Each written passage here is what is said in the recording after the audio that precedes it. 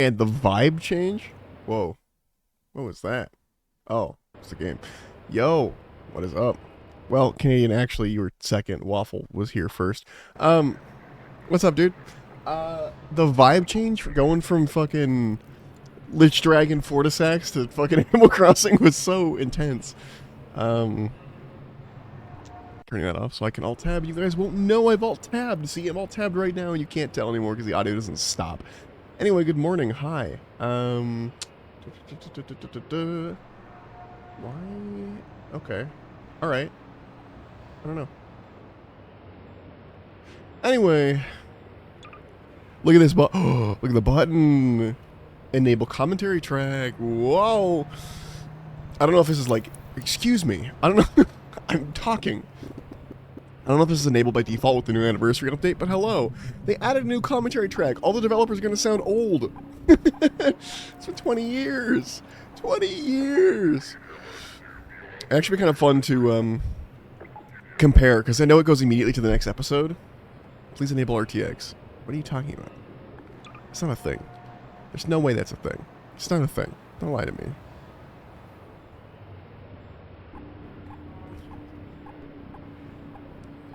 There you go. RTX is enabled. Imagine it is. Anyway, developer commentary in the base game.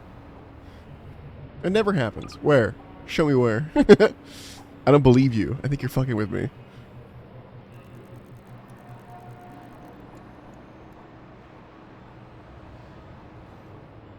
I don't see what you're talking about. Ooh, I'm gonna turn on my FOV though. You lied to me. I have the motion blur off, by the way, because motion blur sucks. I hate motion blur. Hold on. I'm looking. This is probably like a fucking...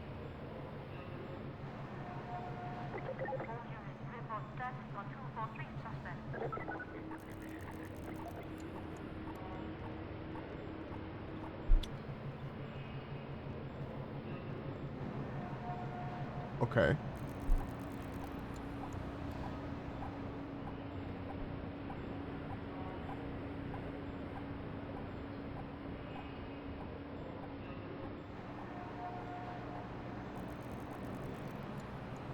When did they put this out? 3 days ago. Okay. But how? I see that it's on, but how? Learn more. Give me that.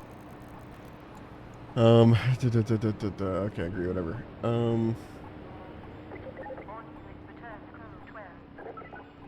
Oh, it's a separate game, dude. It's on Steam. Yeah. No. We're doing this. That's cool and all.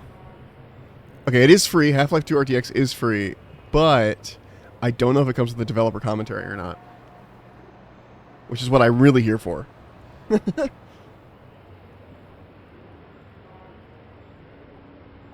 Let's see.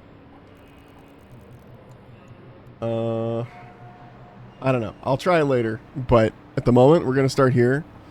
We're going to start here. I don't know if it's going to have the commentary that I want, so... What do you think they'll talk about? The game, how they made it, what cool things. Probably not that. Alright, we're going. Commentary mode contains audio commentary by the Valve development team. To start a node, aim at any balloon icon and press your use button. You'll be invulnerable to damage while listening to a node. Achievements cannot be earned in commentary mode. That's fine. Pick up that can. That's the real question. Do we pick up the can or not? Or do we throw it at the guy? Fun fact, I stole the way G-Man speaks for a villain in one of my D&D campaigns. Rise and shine, Mr. Freeman. Rise and shine. Not that I wish to imply you have been sleeping on the job. No one is more deserving of a rest, and all the effort in the world would have gone to waste until... Well, let's just say fun your little hour pauses. has come again. Come again.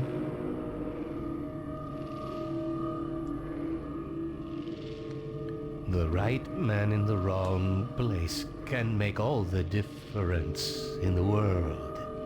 See, what I like about the So way he speaks... Wake up, Mr. Freeman.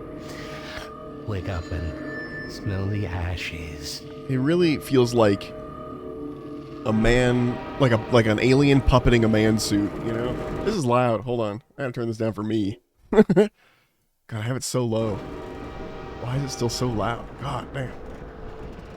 Can you do the following sentence in G-Man? The quick brown fox jumps over the lazy dog. Like that. That's he has like weird fucking pauses. I add more pauses than he actually has, but I like it better that way. My first bubble. I'm Gabe Newell, and welcome back to Half-Life 2. Hi, Gabe Newell. Can I have subtitles for you? Is that possible? Is that a thing? Is that a thing? I thought there were subtitles in this game. Gameplay. Okay, no. It's been a long 20 years since its release. In this anniversary update, we've tried to respond to as many of the community's requests as possible. Gabe Newell sounds so While old. this might not be the absolute #1 request from fans, I often hear how much people would like a commentary mode, so we're excited to finally make that happen. Not only was it a challenge to remember many of the details of Half-Life 2's development, but it's not easy to crack open decades-old computer code and wonder what the hell you were thinking way back then. Yes. Along with a dev commentary, Getting we stuck cleaned on up the a bunch chairs. of old bugs and tried to leave things in better shape than we found them. And at least this time, we had the luxury of knowing how things turned out in the end. To listen to a commentary node, put your crosshair over the floating commentary symbol and press your use I key. clearly had to Stop do the that. commentary node, put your crosshair over the rotating node, and press the use key again. And please let me know what you think. You can reach me at gaben@valvesoftware.com. Thanks, and have fun. I love that he has to. Hey, I love that he's kept the same email all this time. But I also love how specifically he pronounces it now. Gabe N. Because back in the day, it was a joke that his email was Gay Ben. Because he would say it was like Gay Ben, and it became a fucking meme sound. Yeah, exactly. Everyone was hearing Gay Ben, but it's Gabe N. Hello. I want to listen. We're gonna going through this game very slowly, as you can tell by the pacing of the fucking developer nodes. Physics objects. Hello? It might be hard to remember it now, but back when Half-Life 2 came out, small objects in games, like these bits of trash, were usually static. As in, they didn't really move, or if they did, it was in a very simple way. If you were lucky, they might break apart into some sprites if you hit them. One of the goals for this initial train station section was to really make it clear to players that these kinds of things were properly, physically, actually being simulated in Half-Life 2. They could be picked up, dropped, thrown, broken, moved by other forces, you name it. Here we're starting with just a small thing, showing that trash is being blown by the arrival of the train. Oh, I didn't even notice that. Specifically, an invisible volume that's triggered by the player leaving the train. I totally didn't notice the trash moved. Well, that didn't work on me. What's next? Station. The beginning of a Half-Life game has a big job to do. We have to introduce players to a new world while teaching them how to interact with it. Yeah. Players need to quickly grasp what's happening, who the key players are, what threats they face. Oh, there's so and many. how they fit Oh, I'm so into it. happy. I'm so excited. Above all else, it has to be as fun and interactive as possible. Nailing this takes a lot of iteration and playtesting, especially on the small moments that make up a bigger picture of the game. In this section, we'll highlight don't some push key me. moments, game design problems, and a few playtests where things didn't quite go as planned. Ooh. Metrocop shoving citizens. Yeah, and me. We've only walked a few feet and we're already got problems to solve. Okay. We're introducing the Metrocop, an enemy that eventually we're going to ask players to kill. And I'm sorry. give you a glimpse I'm sorry. of the world they're I'm stepping sorry. into. I'm sorry. It's a simple, clear I'm movie sorry. that shows the relationships between the Metrocops and citizens, and by extension, the player. Excuse you. At the same time, we decided to reinforce the existence of the core physics simulation, showing the way in which NPCs can casually interact with objects in the world. Seeing something like a suitcase knock into another and dislodge was pretty novel back then. These moments at the train station where we combined multiple goals. Ooh, were the Vortigaunt. most I didn't realize there was one here so successful. They felt early. natural, like the game wasn't pausing just to teach you a lesson. I didn't know there was Vortigaunts here this early. You have chosen or been chosen? Hello? Sweeping Vortigaunt. Yeah. Stop Another it. key moment of storytelling. Leave me alone. And another nod to the physics system. Here, we're showing how Vortigaunts fit into this new world, which is a big shift from their Half-Life 1 role as enemies. Like so many moments in Train Station, The sweeping Vortigaunt came from Trying to a give him constant trash. hunt for ways to show characters interacting naturally with the physics system. Whoops. Why just tell players Vortigaunts are friendly now, when you can show one casually sweeping the floor and knocking around some simulated objects? Nothing signals, hey, don't shoot me this time around, like someone willing to tidy up. Maybe. Villains like clean. There we go. Clean that up. Hold on. I want to see him push physics objects around. There's no objects for him to push. Clean this up. Clean it up. Damn it. Oh, whatever. I know it can do it. Don't you stop it. Taking pictures. Thank you. You're the only ones on that train? Yeah. Sorry. Overwatch stopped our train in the woods and took my husband for questioning. They said he'd be on the next train. No. I'm not sure when that was. They're being nice, though, letting me wait for him. You're going to be here a while. Boot! Can I hit the drone? Anyway. I know there's nothing in here that I can pick up, but... I can. I was going to say, fun fact about the Metro cops or whatever, these dudes, they're like weird hybrid alien dudes. Like most of them aren't actually people. Anyway. Citizens. Stop harassing the worker. Human citizens of Look, City 17 look. and the world outside the city. We chose to include a variety of races, ages, and genders. This not only provided narrative context for the Combine's enslavement of all of humanity, but it was also important to us that anyone playing the game could see themselves represented in the Resistance, with everyone on Earth united against the Combine. Yes. While we found a number of candidates to use as reference in creating these citizens through our daily lives and connections, we ultimately resorted to advertising in the Seattle Times classifieds to reach the desired range of faces that we'd envisioned. Oh, they'd actually use real people to... That's fun. I didn't know they did that. And you just, like, make new faces. It was like, all right, let's look at faces and make them. So all these Half-Life citizens were people that looked this way 20 years ago. This guy's probably really old now. That's for you, friend. Oh, all right. Natural storytelling. Thank you, Bill. To achieve our world building and storytelling goals throughout the train station, we needed a natural way to deliver dialogue without it feeling too gamey or requiring tutorials. We noticed players often approached NPCs to get a closer look, so we turned that into an opportunity for the NPCs to acknowledge the player and deliver their lines. This kept interactions low-key, which was essential since the citizens aren't exactly too cheerful or lively. Yeah. The simplicity of this approach also aligned with one of God, I want to play Half-Life's Half-Life Alyx core now with the storytelling bottle. goals, making the narrative responsive to the player's interest. That'd be a Some fun players stream. want to dig into every detail, while others just want to know what to do next. Giving players control over how much story they want to engage with, without it blocking progress, is a goal we always try to maintain in a Half-Life game. Plus, the less complicated a feature is to implement, the more of it we can include. It's true. Hello. Don't drink the water. They put something in it to make you forget. I don't even remember how I got here. Oh. Okay. You know, I've never done this. I've always just, like, gone straight forward. Hello. And the ones that do arrive, they never leave. You never see them go. They're always full. No one ever gets on, but they're always departing, but they never arrive. And the ones that do arrive, they never leave.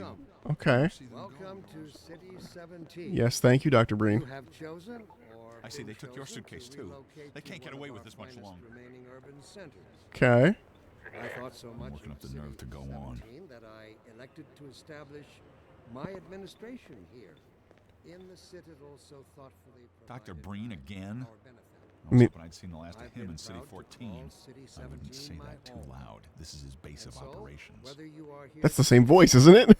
passing through on your way to parts unknown. Hi, Dr. Breen. Early tech planning. Shipping a game always teaches us a lot. We finally get to find out which choices We're we learning think were so good much. ones and which were ones we should do differently next time. So after Half-Life 1, when we sat down to start thinking about what kind of sequel we could build, we had all kinds of player feedback to digest. Mm-hmm. From it, We tried to build a master list of things that Half-Life 2 was going to focus on. Right. We didn't try to design a specific player experience. Ooh. Instead, we found it more useful to approach the question from a technological Next standpoint. time. Next time that they, yeah. Guards and scientists okay. well.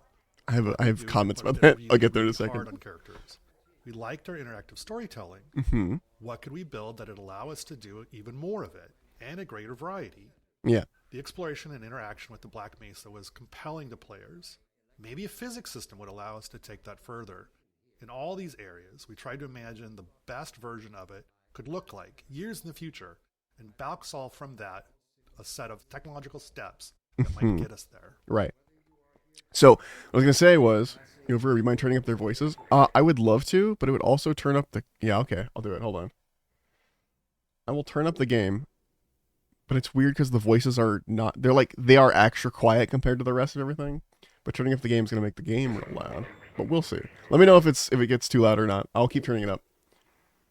No worries. I will turn up the game a bit, which will turn up their voices, and if the game ends up being too loud, let me know. I will deal with it being loud for me. What I was going to say was... Half-Life, you said next time, Harrier. Also, hi, how's it going? Technically, whoops, that's the wrong alt tab. Technically, episode 2 or whatever it is, and episode 1 and episode 2, whatever the second two halves is technically a next time because they made those later.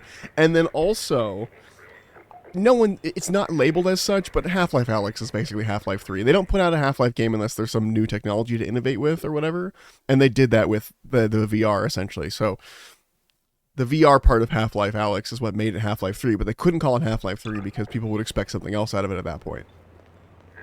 Because Half-Life used to be, basically Crysis for Valve, where they're like, look at what the new Source engine can do, kind of thing.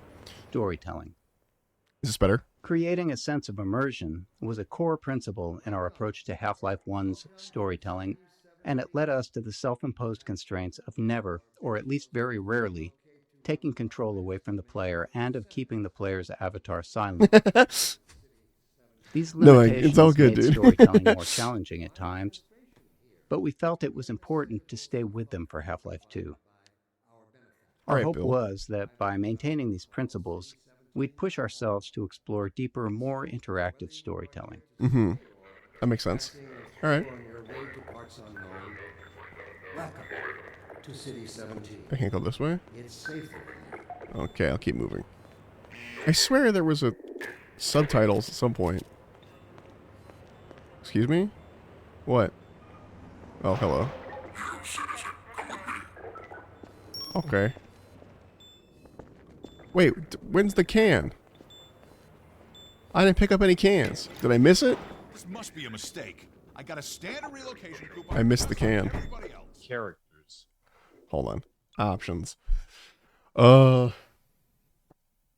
was fun. Wouldn't mind playing that again. Yeah, I never finished it. I can only play it half an hour at a time because I get motion sick. Wait, what is my fucking FPS at? Hold on. Excuse you. No. Can I tell you to fuck that off? None of that 300 FPS stuff. Give me the fucking VSync. Where's my VSync?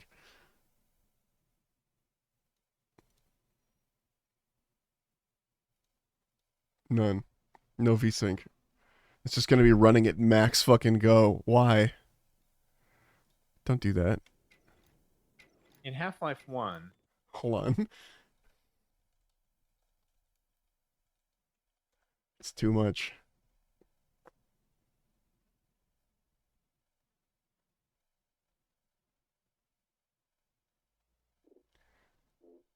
Where's my VSync option? It says it hasn't.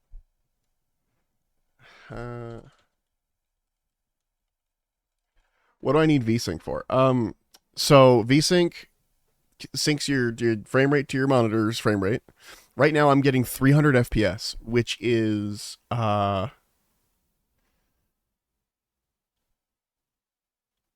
too much. Because that means that it's taxing my my system way more than it needs to, essentially reducing the life of my graphics card overall by making it run way higher than anything I can see. Right now my monitor's set to 60. Like, I could run it at 120, but it causes some weird screen tearing thing when I turn it on. Not screen tearing, but like causes a weird issue when I turn it on. So I have it set to 60. So 60 is like the max FPS I should be getting, but it's giving me like 300 FPS. I can't even see that shit. It's just making my graphics card work harder for no reason. Wait for vertical sync is enabled. Okay.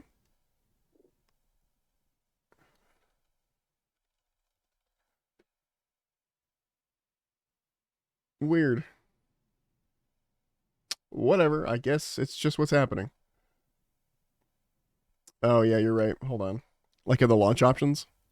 Or in the fucking, what's it called? In the launch options or in the, gosh, what's the fucking word for it? In the console, yeah. You have to enable the console. It's a whole thing. I don't, but I might be able to do it here. Hold on. Toggle developer console. Yeah, that's what I thought. Hold on. Security guard. Yeah, but it's not enabled. I think I have to go in and enable it with the launch options, right? Ah, it's so much work. I'm just gonna have to deal with 300 FPS. Oh wait, captioning. Fucking closed captions. Does that work for the Guards and scientists could best be described as archetypes, not individuals. They were abstractions of characters that matched the visual fidelity. options? Keyboard advanced. Oh, thank you. We FPS, not DPS. FPX max 60. could achieve at the time. Thank you. But as our technology improved with Half-Life 2, we saw an opportunity to move beyond abstractions. The increased visual fidelity of the character models, combined with improvements in animation, made us believe we could focus on creating individual characters, people you would actually care about. We allowed ourselves to write real dialogue and have characters deliver it in a way that felt realistic enough for players to not think about them as pawns in a video game, and hopefully propel our narrative forward. In 2001, a couple of years into development, I'm not going to do it, Barney. Energized by Japan Studios Eco. Directed by an animator, it blew us away with its reliance on characters as the key connection to the player, giving us the courage to keep pushing forward. I'm going, Barney. Jesus.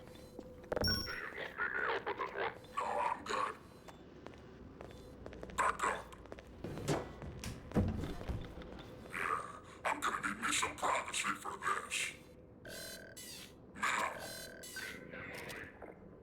About that beer I owed you. Hi, Barney. It's me, Gordon. Barney from Black Mesa. Hey, sorry for the scare. I had to put on a show for the camera. They are mostly alien Canadian. They have, if you start having mouse problems now, that's on you. Okay. Fucking Barney is in disguise, but a lot of them are like alien human hybrids. I've been working undercover with civil protection. I can't take too long or they'll get suspicious. I'm way behind on my beating quota. Yes, Barney, what is it? I'm in the middle of a critical test. Sorry, Doc, but look who's here. Hello. Great Scott! Gordon Freeman! I expected more warning. Yeah, you and me both, Doc. He was about to board the express to Nova Prospect. Well, yeah. Barney, what do you intend? I'm thinking. Alex is around here somewhere. She would have a better idea how to get him here. Oh, yeah, Alex has a better idea. Alex always has a better idea. Listen, I gotta go, Doc. We're taking enough chances as it is. Very well. And, Gordon, good to see you. Sure thing, okay, Gordon. Kleiner. You're gonna have to make your own way to Dr. Kleiner's lab. Oh, man, that's what I was afraid of. Get in here, Gordon, before you blow my cover. Oh, hey, look. Blocking tutorials. Oh, At God. times, we need to be certain the player has learned something. Well, there's the text. And the standard method, at least in game development, not in life, is to trap them behind a gate of some kind, where the player must demonstrate their knowledge to be able to continue. We try to disguise these gates as something natural, so it doesn't feel like the game has come to a halt. Yes. Of course, time, resources, or the environmental context itself can make that tricky. In this case, we needed to teach the players how to move objects, so a simple stacking puzzle seemed like the best solution. We tested more complex designs, but they ended up being less effective at teaching the actual thing we needed the player to learn. Okay. Interesting. That's right, I'm supposed to stack stuff here. I forgot already. You take a box, you can put a box down. Take a box. Can't use those boxes. Hold on. FPS max 80. I'm gonna give it a little bit of room because it's starting to dip below 60 now when I'm not. Wait, I don't need. Oh, it's up there. Blocking tutorials 2. There are 2 failures of note in this tutorial. First, players can break it by tossing all the boxes out the window, which is obviously not great. No, we This can't. leaves them stuck and unable to continue, which we consider a game-stopping bug that must I'm be just fixed. having a good time, man. Chill. A clean solution would have been to tweak the window or crate sizes so that the player Chill, could fit chill, through chill. and not the crates. Mm-hmm. The problem was that we really only caught this problem late in development, and making even a simple change like that can have unpredictable game-breaking consequences, and right before launch no less. Also, this issue was purely theoretical. We'd never actually seen players do it. Our playtests of the design space had gone smoothly, with players learning what they needed and moving on. So changing the room's design this late in the game could have disrupted that success in ways that we couldn't foresee. So we opted for a more conservative fix rather than something elegant. If you're curious, try tossing all the boxes out the window and see what happens. Okay. Yeah. I'll listen while I do that. Blocking tutorials 3. The second failure in this tutorial space is a case of misteaching, where we accidentally teach the player something we didn't intend. This can be hard to avoid without extensive playtesting, since the game is always teaching, even when it's not by design. We cover a more extreme example of this later in Train Station. Some cases of misteaching are critical to fix, like if the player learns the wrong way to use a weapon or interact with a common element of the game. But this one was more subtle. While teaching players to move objects, we also taught them to stack physics objects to escape a space. Normally that's fine, except we don't deploy that puzzle later in the game, and teaching something irrelevant just clutters up their mental toolkit and makes it harder to readily keep useful things in mind later on. Worse, stacking objects to escape the play space become a problem later on, something we had to actively prevent in multiple areas. With so many physics-based objects in the game, blocking this behavior without putting ceilings everywhere wasn't really an option. In the end, we hoped players wouldn't overthink this early lesson, and when playtests showed players getting stuck later on, we made sure not to remind them of it. Interesting. So, I guess there wasn't supposed to be a ladder originally, what they were saying, and then you could stack objects up to get through here. But then they removed that ability, which is why I couldn't stack things earlier. And then also, this cracks me the fuck up. Yep. Wait a minute. That's really fucking funny. Okay. Put that back. Up. We go. Oh yeah, I think it's that one specific box. Not like if you did all of them. I think it's literally just like this box will, once it goes out the window, gets teleported back. Break. Fall damage. Teaching players how to do things is an essential fall damage. Whoops. Teaching players how to do things. I didn't take is fall an damage. essential It landed thing on the for game box. to do. But for them to make confident decisions, they also need to understand the more subtle rules. This small moment covers 2 of those. First, it shows how far the player can fall without taking damage. Second, it introduces a bit of the game's vocabulary, how the game will communicate with them. Players often worry about taking fall damage, but they also worry about taking a step that they can't take back. So here, a welcoming crate to land on signals that dropping down is safe and it's the way forward.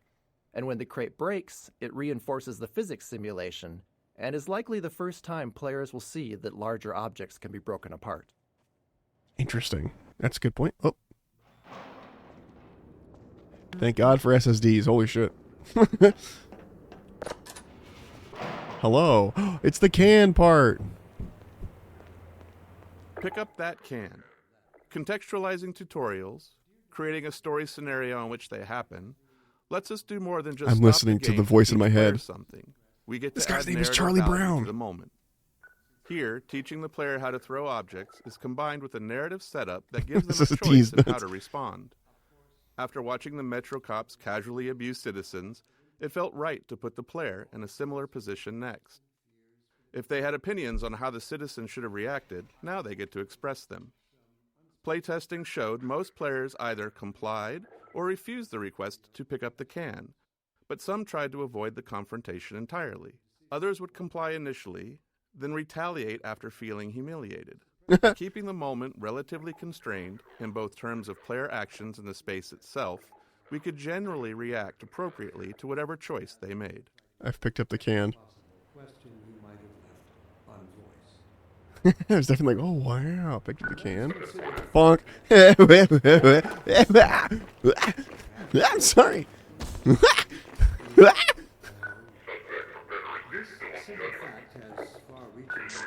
I'm going. Jesus Christ, dude, I'm going. Leave me the fuck alone. God, you little fucking creature. Stop it. It was one can. I need to click the node. Alright, I'm going to click the node. But I got to use the little bird room real fast. I'll be right back. You guys can listen to the commentary while I'm gone. Playtesting. Playtesting is a core part of how we make games. We can never fully predict how players will respond or what they'll take away from what we've built. So we test to learn and hopefully improve. During a playtest, we don't guide or talk to the player, even if they're stuck, as it's extremely unlikely that we'll be sitting there next to the player once the game ships. Our goal is for testers to forget that they're playtesting altogether and play as if they're at home. Any interruptions risk skewing the data, so we only step in if there's a bug that's blocking progress, or more rarely, if their behavior is so confusing that we need to understand what they're thinking. It will not go down without a bloody fight. Instinct would inflict a fatal injury on our species. Instinct creates its own oppressors and bids us rise up against. This is the biggest problem with being so hydrated. Okay, I'm back. I heard the thing though. I have wireless headphones. So, yeah, playtesting. Moving on. I can't believe I didn't notice that dude's name is fucking Charlie Brown. Like earlier. Anyway. And male, beginning with the basis of human urges. The urge to reproduce. What are you talking about, Mr. Dr. Breen? We should thank our benefactors for giving us respite from this overpowering force. Oh, right, yeah, the big towers. Switch and exorcised our demons at a single. There's a big tower that makes it so we don't want to bone. Early in a Half-Life game, one of our goals is to make promises to the player, giving them a sense of what to expect later on. From movies to TV shows and books, all great entertainment does this in some way, and video games are no different. The promises in a Half-Life game can take different forms. Some are simple, like offering just a glimpse of something intriguing. Others are more layered, like the interactions with Metro Cops. By putting the player in a powerless position against them, we set the stage for that future moment when they can finally get to retaliate. And I get to shoot them all. Oh god, there's nodes everywhere. They're everywhere. The Citadel. There it is. We wanted the player's first view of City 17 to highlight the Citadel and its dominance over the city, representing the combine. That's the one thing that makes us not want to bone anymore. It also needed to serve as a clear goal. Even at the start, you can see where you're just recording your bathroom, no big deal. Despite its massive size, playtesters often missed it. A player's sense of depth and scale can be tricky on a computer monitor. If you've played any games in VR, you'll likely have noticed that scale feels more natural. Yeah, that's true. true. In this case, the Citadel's position above the player didn't help things either, which may be because FPS games train players to focus straight ahead or down at their feet. To improve the chances of players taking in the Citadel, we added birds flying towards the structure. A subtle trick we've found helps guide the player's view. Honestly, I was so focused on the nodes, I didn't see it. I also detect some unspoken questions. Do our benefactors... Hello. Ropes. One of the things we noticed in all of the reference images that we gathered for City 17 was that there were cables and wires everywhere. Yeah. And that they were a large part of the high-frequency detail in view. We love the look of these older European cities enmeshed in the haphazard web of modern life. We felt like we needed a solution for cables, ropes, and similar elements, and we wanted them to be dynamic. Don't you Our level take a picture. designers were eager to create plug puzzles, Bitch. and connecting a cord to each plug helped players better understand the mechanics. Early in production, we built a rope system and iterated on it throughout development. Under the hood, each rope is made of multiple segments stretched between the two endpoints, and they can move independently. Each segment acts like a spring and responds to forces in the game, such as a gentle wind or the passing of a combine gunship. Does Half-Life overhead. Alyx have commentary? When rendered, each segment is shown facing the camera and is bump mapped, which is crucial for giving the ropes a realistic, rounded appearance. Instinct was our mother when we were an infant species. It does, I think. Instinct coddled us, Whoops. kept us safe. Hello. Playtesting Anecdote 1. One memorable Great playtest title. reminded us that we can never be certain what players are thinking or what lessons they've taken from their experience. This tester, after playing from the start and stuck trying to open a door, spent several minutes going back and forth between the game and the keyboard settings. When we asked what they were looking for, they said they were searching for the inventory controls, thinking they could use an item they'd picked up earlier to unlock the door. While we'd seen them collect and drop several physics objects, they'd misunderstood what was happening. The tester believed that pressing the use key while holding an object moved it into an inventory because the item dropped straight down. We knew it was just gravity, but their assumption wasn't crazy. Some adventure games of that era did slide items into an invisible inventory that way. We explained there was no inventory, and the playtest continued. Later, we considered whether we needed to address this, but since no other playtesters had the same confusion, and all of our potential solutions were more heavy-handed than necessary, we decided it was an outlier that was okay to remain unaddressed. It served as a good reminder, though, of how even the most subtle, overlooked details can mislead a player. Interesting. It's really cool because that's really part of the, part of the time. It looks like it does, but it's probably possible that you can't do the commentary until after you've beaten the game once. It's just how the other all the other Half-Life games do it. Like you can't access the commentary till later. And I did play this through in like 2016. Exploration. And earlier, After but through the on train PC station in to 2016. Metrocops, we Last time I wanted to played give the it. player a chance to explore. This plaza offered several ways to interact with citizens, Metrocops, scanners, and the city infrastructure. Oh wait, I can talk to We aimed for these citizens. interactions to continue building the world without needing explicit tutorials, and we refine them until they work naturally, without any real training. Don't sit near me. It'll look suspicious. I've never talked to any of the citizens. Like, I've just run through and done what I'm supposed to. You know? Can I talk to the cops? Hello? You gonna try and beat me? You gonna shove me? Okay, alright. What about over here? Okay, don't go there. I'm not allowed. This is cool. I've always just, like, head down, go the way I need to go. I've never thought about exploring this game. Sounds crazy, especially for who I am now and when I play games. But at the time, when I played it the first time, definitely, and every other time after that, I just didn't talk to anybody. I didn't bother. I just would go forward. What's in here? Can I go in? Okay. New in town, aren't you? I'm new in town. All right, let me in. Information town. Strider. Oh yeah. This simple moment is a promise that you'll encounter this enormous thing later in the game. Yeah. Even an uncomplicated Check off scene Strider. such as this really does require a lot of playtesting and iteration because of Half-Life's goal of not taking control away from the player. As you can imagine, it takes a lot of small tweaks to ensure that as many players as possible are looking at the right place at the right time here. The street layout and the Metrocops scene are all set to guide the player's gaze, leave me alone. perfectly framing the Strider when it appears. Hold on. I'm gonna test a thing. Where's that little guy? Okay, when he comes back for me, he's getting a face full of crate. Word to the wise, keep it to yourself. Okay, what about you? We can't be seen talking to each other. Okay. Hello, friend. Come here. Come here. Fuck you. Damn it didn't work. Early game exploration. Up until this plaza, the player likely hasn't had to think much about their path, as it's been clear and straightforward. But here, we wanted to Check off encourage Strider. exploration, Yeah. which meant making the way forward less obvious, which can produce a feeling of being lost or, worse, confused, as you might expect. I'm on the gate. These kinds of shifts can be Don't tough, you- especially early in the game, Not gonna when the look at player you. is still You can't learning get the me, game's guidance cues. bitch. Here, it's further complicated by force-fielded checkpoints, which allow NPC citizens to move through, but restrict the player, leading many playtesters to believe that there was a way to bypass them.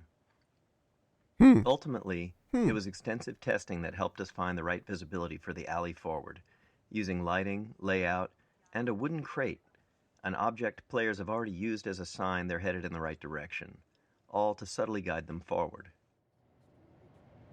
Ah. My alt tabs are a mess today. All right. Hello. Closed captions. During Half-Life 2 development, we were approached by folks interested in accessibility who encouraged us to go beyond the subtitle system we had built for Half-Life 1. Yeah. They requested a full-featured closed captioning system to capture all game sounds, not just dialogue. This turned out to be a much tougher challenge than expected. Half-Life 2 Strider used again. a wide variety of sounds, and categorizing them for captions was crucial. Don't do it. Prioritization was also key. Dialogue needed to stand out, and it had to be clear who was speaking. Ambient sounds, like distant combat, were important for setting the mood in some levels, but less so if there was an enemy shooting nearby. Our level designers also often reuse sounds in different contexts, so sound might require captioning in one area, but not in another. Ultimately, every sound in the game ended up with its own caption data, formatted almost like a small version of HTML, giving us control over the visual style of each caption. As with the audio files, the caption data was too large to keep in memory, so we built an asynchronous caching system to handle it efficiently. Okay. Cool. I have them on, right? I really don't need the full closed captions. What is just subtitles? Okay. Subtitles, is it still activated on this? Closed captions. Yes. Okay. That's really what I cared about. I just wanted to be able to read the fucking... Because they're kind of quiet for me, too. Even with the turn up. This is how it always starts. First the building, then the whole block. They have no reason to come to our place. Don't worry, they'll find one. Okay. Yes. I know there's a bunch of things in here. The baby's over here. I think there's the baby. The baby. It's baby in time. Stop taking pictures of me with my baby. And put it on the swing. It'll have a great time. Come on, get on the swing. I gotta push the baby on the swing. Damn it, stay on the swing, you idiot. Why don't you know things? Oh, wait. I think this is the thing that someone I saw in like Gmod put rockets on, turned into like a spinning hellhole. Alright, let's start here. Physics simulation. One for the album. Even though we What? began Half-Life 2 Oh, the with a pictures? functional third-party physics simulation, it still took us years of additional work. Physics Simulation 2. No. Physics simulation. I accidentally Even clicked though on we that one began way over Half-Life there. 2 with a functional third-party physics simulation. Oh, yeah, where's my it still son? took us years I of lost my additional son. work both on the simulation itself and its integration into the game until we felt Taking like my we son could with meet me. our designers' ambitions. Maintaining a shippable level of quality and performance was something we knew would be a challenge along the way. In but the the more pot. subtle issue was actually figuring out what to simulate and to what extent. We can't simulate everything, and even if we could, there are game design reasons why the experience is better when we don't. Right. In many cases, we deliberately bend the simulation to improve the player's experience. These adjustments usually go unnoticed because they align with player intentions. For example, we disable collisions between the player and large objects to let them turn in narrow spaces. Or we tweak the Combine rifle's alternate fire to gently guide the Combine ball toward enemies, making it more effective. Oh, I didn't know it had that. Oh, yeah? How about we put a... Hold on. Idea. I call this the baby space program. Get on there. Baby? Listen to your father. Stay on the... there you go. Cha. Damn it. Hold on, I'll try again. Huh. Yeah. Damn it. Can I just... Excuse me. Stop taking pictures of my experiment. Yeah. Woo! So far, went into space. Look at that. Wow, baby went so high up. Physics Simulation 2. Areas where game design or other constraints impacted the physical simulation it's me? often required extra tuning to keep the simulation from blowing up. Yep. As an example, early on we experimented with increasing the simulation on the player end, Wait. which is to say, make player movement much more a part of the physical simulation of the world. We knew this might make movement feel less precise, but hoped it could lead to some novel experiences. However, after tuning the movement to match the less simulated version, we had a major problem. The physical force needed for the player to move at their usual speed was so high that simply running into other simulated objects could result in death from the impact. We iterated on it, but ultimately couldn't find a solution we liked, and reverted to the less simulated movement. However, this wasn't exactly the easier path. It introduced new challenges with how the less simulated player interacted with the more simulated Yes, audience. if it didn't use metric. But it did allow us to deliver the precise movement experience we It's want. fucking true. How many feet up is that? How many? Crate Baby. Crate Baby. This small baby doll has a long legacy. During the long months of internal testing, some of the team turned it into a challenge, a way to make the 47th playthrough of a game a bit more fun. They'd place the doll inside of a nearby blue crate and see how far they could carry it throughout the game. After Half-Life 2 launched, the community started carrying Crate Baby as well, adding their own stories and rules to the mix. A few years later, while working on Episode 2, this was the inspiration for the Little Rocket Man achievement, where players had to carry a garden gnome dubbed Gnome Chomsky throughout the entire episode. Chomsky even made a comeback for Left 4 Dead 2 in the Garden Gnome achievement, where players had to carry him through the Dark Carnival campaign. These kind of interactions I can't even pick up Crate Baby, yeah. There we go. You design games with theories in mind, but you never really know where things are going until players get their hands on it. Crate Baby. Oh god. Playground. Okay, we're good. When we discussed ways to highlight our physics simulation around the city, Crate Baby sticking in the air. Playground felt like the natural fit. What's in and here? For players paying attention to Dr. Breen, No. it's also a reminder of the cost of humanity's surrender to the Combine. Damn it. We chose a few playground structures with interesting physics potential and Crate began Baby. tuning them. Even with the advanced physics simulation we had at the time, setups like this always required hand tuning, as we had fully simulated Crate Baby, objects please. interacting with non- or partially simulated ones, such as the player or second geometry. Okay. It might be easy No. to assume that a Crate simulation Baby. can carry a lot of the load. Crate of Baby's so implementation. hard. But even now, 20 years later, that is rarely the case. How does anyone Back do when we were that? Working on the playground, late in development on the game, I can't even we couldn't pick up get the Crate friction on Baby. the slide to feel right, so we decided to break the ladder so the player couldn't get up there. However, you still can just walk right up the front. As is commonly the case, you, the player, get the last laugh on us. It's called Crate Baby. Why would I not bring the crate if it's called Crate Baby? So put it in the blue crate and try and carry it around. Let me in. I got Crate Baby. Am I supposed to go in that door? I think I'm supposed to go in that door. Hello. Can I come in here? Do you want my Crate Baby? Alright, I'm taking Crate Baby. Crate Baby and I, we're going on an adventure. We don't need you. Oh my god. Open the door. Okay, don't drop Crate Baby. Yeah. Okay. Yeah. Got him. Materials and shaders. Half-Life 2 came out in Oh, the yeah, midst look, of a shaders. significant shift in 3D graphics, Yeah. where the industry moved from textures to materials and shaders. Fucking In Half-Life shaders. 1, every surface had a texture, essentially an image wrapped onto the polygons of the surface. But by Half-Life 2, just 5 years later, every surface had both a material and a shader. The shader was a lump of code that customized how the surface was rendered. The material defined properties for how the surface behaved physically and how it responded to gameplay features. It also held references to textures and other parameters for the shader to use for rendering. As a result, artists and designers had much more control over how things Oh, looked Death and Stranding. I love behaved. that game. Sorry, you just reminded However, me. this came with a Talk about it in a trade-off. second. Half-Life 1 could run on a computer with only a CPU, but Half-Life 2 required a GPU because the computations needed for materials and shaders were specifically designed for GPU hardware.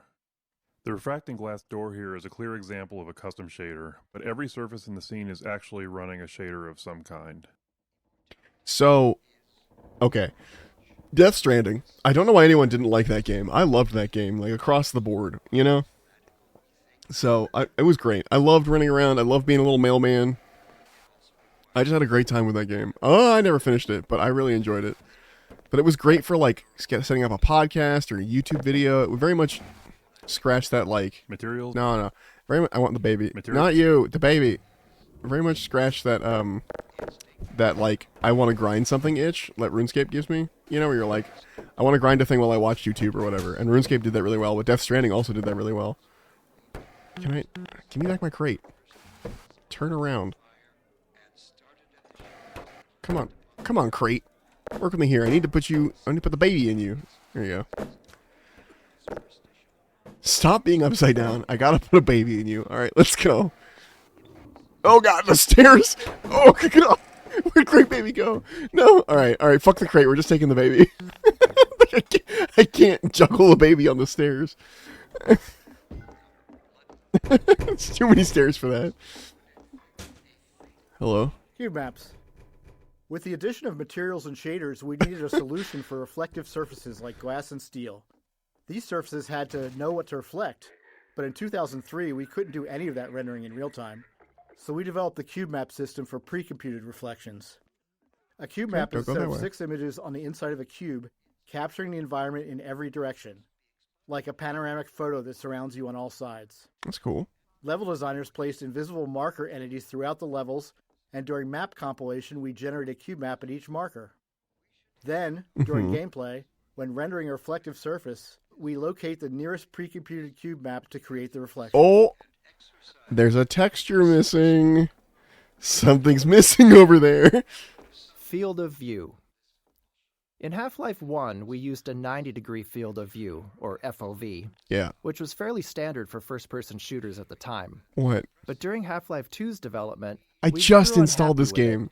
With our game's focus on characters, we'd put extensive effort into detailed It's because you facial took the and body baby out of the animations. crate. But the 90-degree Alright, FOV fine. just I'll get a didn't new allow crate. players to get close enough to fully appreciate that detail. There. So we began Fuck. experimenting with a tighter FOV and ultimately landed on 75 degrees. Alright. It took some adjustment for both us and players, and it required an additional FOV for view models, which are the player's weapon, held at the bottom of the screen. Their models were originally built with 90 degrees in mind, so they looked distorted at 75. But this change No succeeded textures in for doing bad what parents. we wanted, putting our characters front and center in the game. Look, I'm being a good parent by not putting him in the crate. Also, Canadian, I just installed this game like seconds before I started it. He's one of us. Am I? Reference maps. As our characters grew more lifelike between Half-Life 1 and Half-Life 2, we wanted the game world to feel equally realistic. In Half-Life 1, the limitations of first-person games often made it easier to lean on stylized or abstracted environments. But with Half-Life 2, we set out to create a setting that felt grounded in reality, which meant focusing on a lot of small details we hadn't before. One of our main steps was creating reference maps to standardize how we'd map real-world proportions into the game. These maps establish details like wall and door dimensions, doorknob heights, interior lighting, furniture scale, and the general scale of common I got him. objects. Yes. We created standardized textures for level designers, complete with scale and lighting values. The layouts would be consistent from the start. Besides setting up the physical world, these reference maps defined how the player would move through it, how high they could jump, how low they could duck, and the size of spaces like I've totally read how low they could fuck. Using these maps as foundation, we were able to keep our world geometry consistent baby. and ensure realistically Great sized baby. spaces across the game. Great baby. Hey, it's me, Conscience. We haven't talked in a while. Anyways, throw Babby out window. Do it now. Imagine what would happen. Throw Babby out window. Ugh. I got it. I'm moving. I'm just checking where I can't take it anymore. I want to know what's happening in here. Wait, it's next to the... Hold on. Missing material. It's intentional. Early on in developing our low-level graphics code, we realized it would be difficult to spot Thank you polygons for that the- weren't for the rendering clip, pure Harry. missing texture. When this happened, you'd typically just see black where the polygon should be, which could easily go unnoticed in darker scenes. To catch this bug more reliably, we created an error texture that would be visually unmistakable and generated automatically whenever a texture failed to load. This gave rise to the now iconic purple and black checkerboard texture, which has since taken on a life of its own well beyond Half-Life 2. It has. Come on. Flip the crate. Where'd the baby go? Baby? Baby? Oh my god. Okay. Yes. Okay. Yep. Alright. Let's move on. We got crate baby. We got our texture that we learned was... Is there a thing in here? Nope. Alright, come on, crate baby. Oh, Kraby. Let's go, Kraby. Hold on. I'm afraid that if I go too far, it'll like... The raid. The section ahead, where the Metro Cops raid I'm the going, apartment I'm while the going. players inside, took a lot of iteration to get right.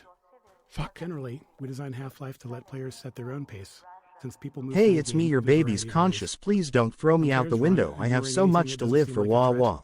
while others methodically poke at everything. Wow, baby. So They whenever grow we up so need to force a fast. specific pace, it's always a challenge to ensure players perceive that pace. This crate and is naturally driving me play along. insane. I'm Since this is sorry. the first time we I have do to this, freehand the we're baby. doing a lot of work to make it clear to the player that they needed to move quickly, and there's no time for exploration here. Yeah, but I gotta listen to commentary. The Raid 2. In addition to making sure the player felt the pressure to move forward, we had to ensure the raid itself was foolproof. There couldn't be any way for the player to avoid it or double back past the Metro cop. Ah! The real challenge wasn't that players would try to break the scene, but that many would panic and run in random directions once they realized they were under threat for the first time. This moment requires a delicate balance. We wanted a heart-pounding escape, the sense of real Come on, baby. danger, but we wanted players to make it through on their first try and feel like they escaped by the skin of their teeth. To achieve this, we kept the path ahead clear. Oh, I didn't know it was a loading point. Well, I got the gist. Alright, it's time. It's time to murder, baby. Well, not murder the baby. And no HUD. The rooftop chase sequence posed a unique design challenge. We Yep. didn't want it to be a true gameplay obstacle, and our best case was for players to make it through on their first try. But we still wanted to create the sense of real danger, where players felt legitimately threatened if they didn't keep moving. The challenge was that without the HEV suit, players don't technically have a heads-up display or Does HUD, baby which been means shot? no way to show damage or remaining health. It's alright, baby's After some vulnerable. experimenting, we created a special health system for this section, using a red glow around the screen to indicate damage. Players reacted as we hoped, taking it as a sign to keep moving, and the chase unfolded as intended. To top it off, I don't we wanna go made too far health too regenerate fast. quickly so the glow Ow. wouldn't linger, reinforcing to players that running was indeed the right choice, and ensuring players weren't taken down by a stray bullet at the end just because they dawdled or hesitated earlier on. Oh, the commentary was going. Oh, God. Oh, God. Oh, God. Let me in the window. Gah. Playtesting Anecdote 2. In the upcoming section, we needed the player to be knocked down so Alex could save them. With limited time and resources, we simplified the encounter as much as possible, reusing existing systems and letting it play out like a normal combat sequence, with a custom event triggered when the player died. After a few playtests, Wait, I'll lose the fine-tuned baby. timing, we moved No, on. great baby. But as we got close to shipping, we encountered a problem with a playtester who quick-saved constantly and immediately hit quick-load whenever they thought they'd failed. When a Metro cop hit them, they quick-loaded before Alex could step in, repeating this more than 10 times before we asked them to stop. At this stage of development, in the final bug-fixing phase, we had to limit ourselves to fixing only game-breaking issues, since even small changes could risk breaking something more important. You're right. Knowing this was a rare edge case, because most players had no trouble, we made a few conservative changes. We shortened the delay between the knockdown and Alex's first line, and changed the fade-out color to white instead of black. It's more which common wasn't than you ultimately think, that but useful yeah. since players hadn't died enough yet to associate black with death. We considered disabling quick load for the few seconds that the scene plays out, but we were worried that could introduce a bug where quick load became disabled permanently. Interesting. Baby? Oh, God, the stairs. Oh, God, no, my baby. If I hold on to the baby, it'll be okay. Over here! Ha, no, you don't. She crunched him. Alex, I need my baby. Don't you leave my baby behind. Dr. Freeman, I presume. Yes, hello. I better hurry. I've never looked at her weird The cube Combine can be necklace. slow to wake, but once they're up, you don't want to get in their way. Wait, where's my... Hold on. Important? Sorry, it's Dr. important. Kleiner said you'd be coming this way. I don't think it occurred to him that you might not have a map. That's true. I'm gonna activate this and then we'll get in. Nailing Alex's design was a big challenge. We wanted the player to both respect and care for her. Saving It's a good Eli model, was a key yeah. player goal midway through the game, and we knew that getting players to care about that goal would be easier Side if they note? also Oh, cared wait. about Alex and her relationship with her father. We intentionally designed, wrote dialogue, and cast a voice actor for Alex to be savvy, capable, and relatable within the Combine-controlled world, while also making her attractive and charismatic. We aim to avoid the objectification, exaggeration, and hypersexuality that many games of the 2000s featured, as we felt that would undermine our goals for her character. The characters in Dishonored have a particular visual style, and it doesn't always look great, but it is a visual style that they're running. They're like stylized in that way. I'm Alex Vance. Hey, Alex. My father worked with you back in Black Mesa. Oh, wow. I'm sure you don't remember me, though. No, I was too busy saving the world. A few words, aren't you? 0 words, actually. Actually, 0. Oh, wait. Remember him from Black Mesa? Your old administrator. Yeah, hold on. NPCs on elevators. We often spend a significant You're gonna amount have to of wait, time Alex. solving problems. There's a lot of stuff that happening players over might not here. even notice. Many of these are subtle design challenges. You're gonna have to wait. While others stem There's from nodes. multiple What are you systems doing? interacting with each other. For example, getting non-player characters to ride in elevators posed a complex problem because it involved various systems, NPC AI decision-making, navigation planning, and movement simulation, to name a few. Additionally, the elevator itself had its own simulation requirements unrelated to NPCs. One of the more subtle challenges came from the fact that we simulate NPCs at a slower rate than we simulate elevators. This meant that NPCs on a descending elevator would simulate to make sure they were properly standing on the elevator, and then the elevator would simulate a few times, each time moving further down the elevator shaft, subtly leaving the NPC behind. Shortly after that, the NPC would simulate a second time and pop itself down on the elevator floor once again. You can imagine that it was hard to take Alex seriously when she was constantly falling down in small increments while talking to you. Yes. I can imagine. How many nodes are in this little... Interactive storytelling. Okay. When we started on Half-Life 2, storytelling in games was generally either high fidelity and linear Mhm. or low fidelity and interactive. Right. The new players had seen high-quality storytelling in games, but they'd never been placed right in the middle of it, able to watch it unfold around them, interact with it, and examine any part closely. While that goal excited us, we didn't yet know how it would work or what kind of technology we'd need to make it happen. We had built a variety of storytelling technology in Half-Life 1, but it was mostly presented in front of the player and lacked the interactivity and fidelity we were aiming for. So Kleiner's Lab became the section of the game we used as a testbed to figure out how our interactive storytelling would actually function. Okay, that makes sense. What is going on? Hey, Goop. We are playing Half-Life 2. I am listening to the developer commentary of Half-Life 2 because they added brand new developer commentary for the base game. There's always been commentary for the little expansions they did, it's episode 1 and episode 2, but for the base game there wasn't ever any developer commentary, and 20 years later they decided, you know what we should do? We should add some Hold on, Alex, I'm doing something. You should develop some new developer commentary, and then that's what they did. So, yes, I know. Hold on, I'm in the middle of... I'm playing with my gamer subs powders. Give me a second, Alex. Christ. I gotta shake it up. Anyway, so that's what we're doing, and I'm carrying the baby around. I was carrying it in a crate, but that was proving difficult. I literally had to juggle the baby on the stairs. Anyway. Hello. Crate baby's too hard for me. Showing up on this day in particular. Is it funny? What's funny about it? Is it because it's a special day? Is it Red Letter Day, perhaps? This way, Gordon. Hold on. I'm getting the powder off me. Okay, I'm coming. Kleiner's Lab. Kleiner's Lab That's my baby. was the first piece That's of my son. storytelling we worked on, and the one that took the longest to figure out. In addition to its role in launching the player into the game, it eventually became the unifying vision for the development team in terms of storytelling.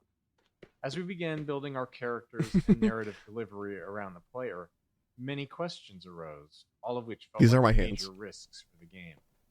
Would players be able to extract the important information? Baby's talking. Could we get them to care about these characters? How would we support players with varying levels of investment in the story?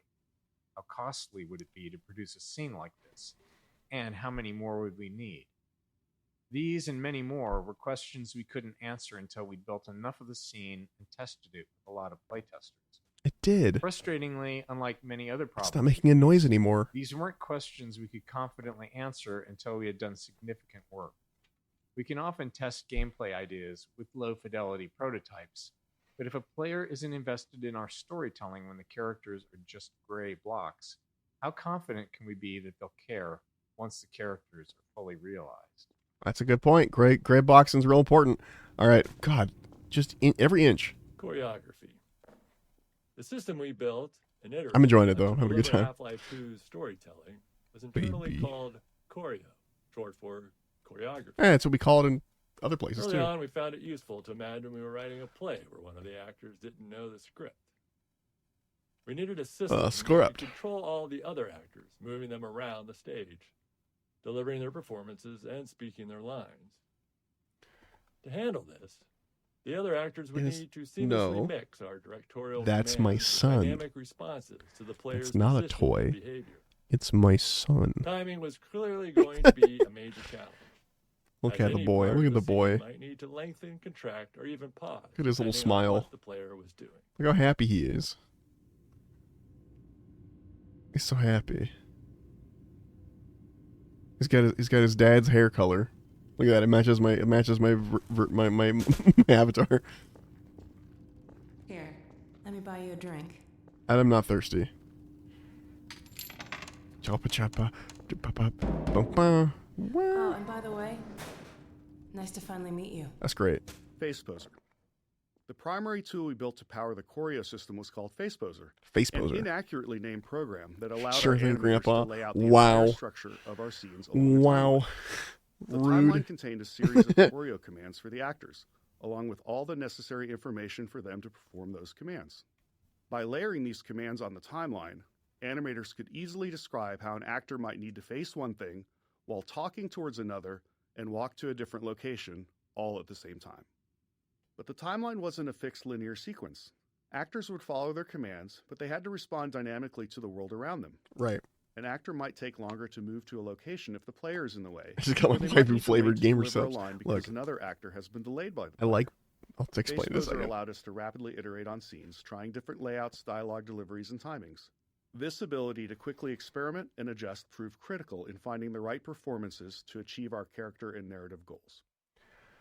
I'm an energy drink boy, but I was spending a fortune, not a fortune. I was spending quite a lot of money per month buying Red Bulls from the nearby gas station, and then I found out that Gamer Subs had a bomb pop flavor, which is like that red, white, and blue like rocket pop. You know what I'm talking about, the rocket pop flavor. And I love that flavor. I'll get it anytime I see it on anything. And I saw it, and now I have a little powder, and I was moving it around because I had a separate one from earlier, which was like what's it called? God, the name of the Mega Man Blue. I had that. I had that one too, and I was combining them because combined they're extra good. I don't love the artificial. Sorry, I'm putting my desk into standing mode. I don't love the artificial flavor, the artificial sugar flavor. That I could do without, but honestly, all of them are like that, so I have to just deal. Red Bull is good. That being said, I'm gonna go put water in my. I'm gonna get more water because I just realized I was out and I'm thirsty. So I'll be right back. I will be right back. It'll take me like less than 3 minutes.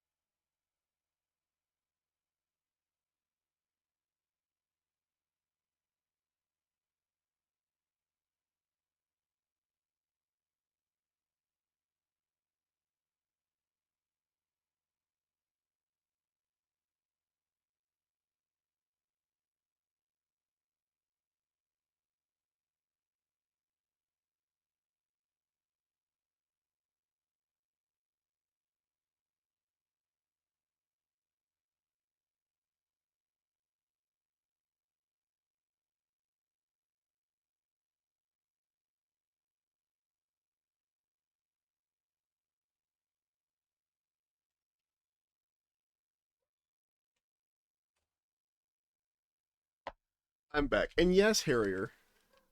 Yes, I do have a waifu cup. Leave me alone. It's I chose one though that was like, I waited till there was a nice tasteful one that wasn't just like, look at there's just some anime titties on that cup. I went for one with a doctor lady with the cup of noodle. Hold on, see if I can find it. Gamer sups cup of noodle doctor. Scientist. Waifu Cup season 6.8 scientist. Is this it? Yeah, this is it. Here you go. Here's my cup. Surely having a weird branding would repel more customers than it attracts. You'd think. But the kind of people that are buying waifu cups, I'm also pointing at myself, there's a flavor called Titty Milk. Yeah, it's actually really good. I got a sampler when I bought the cup. It's just blue raspberry. They're trying their best to be as edgy as possible, so they have stuff like Titty Milk, and look at the artwork for Wubby has a flavor called Brand Risk. And like it's the art.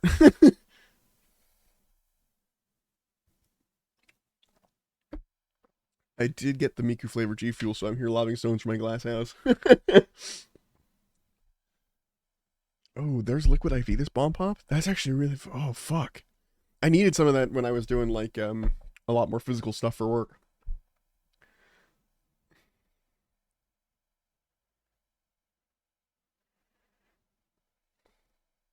But, yeah.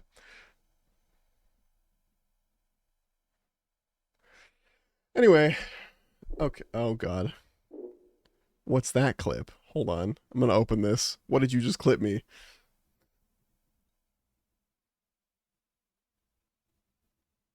Oh.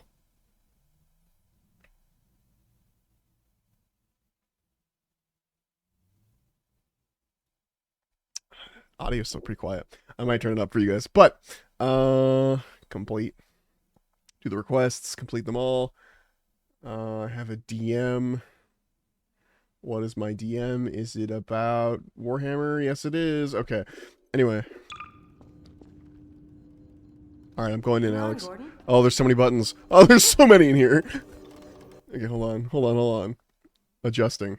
I'm doing some adjusting.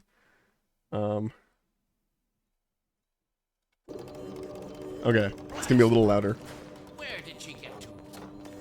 Lamar, come out of there! Uh-oh, everything all right, Dr. Lamar is clearly not in there. Alex. Well, almost all right. Lamar has gotten out of her crate again.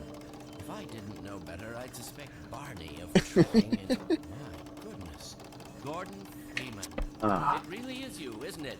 It's not product placement, I just love my little waifu cup. Thank you for the nut. No. Thank you for the nut. No. Even if trouble does Thank you for the nut. Follow in his wake. Alright. I must say, Gordon, you come at a very I'm gonna wait to click it till they're all done talking. Alex has just installed the final piece for our resurrected teleport.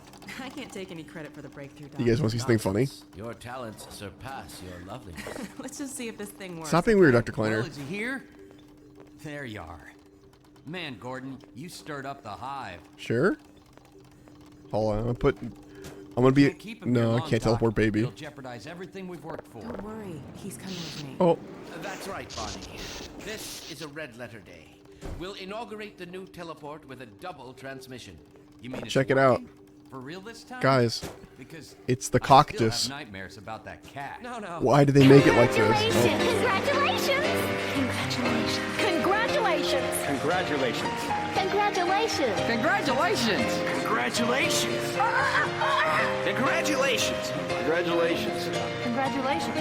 Congratulations! Congratulations! Back on my shift, but okay.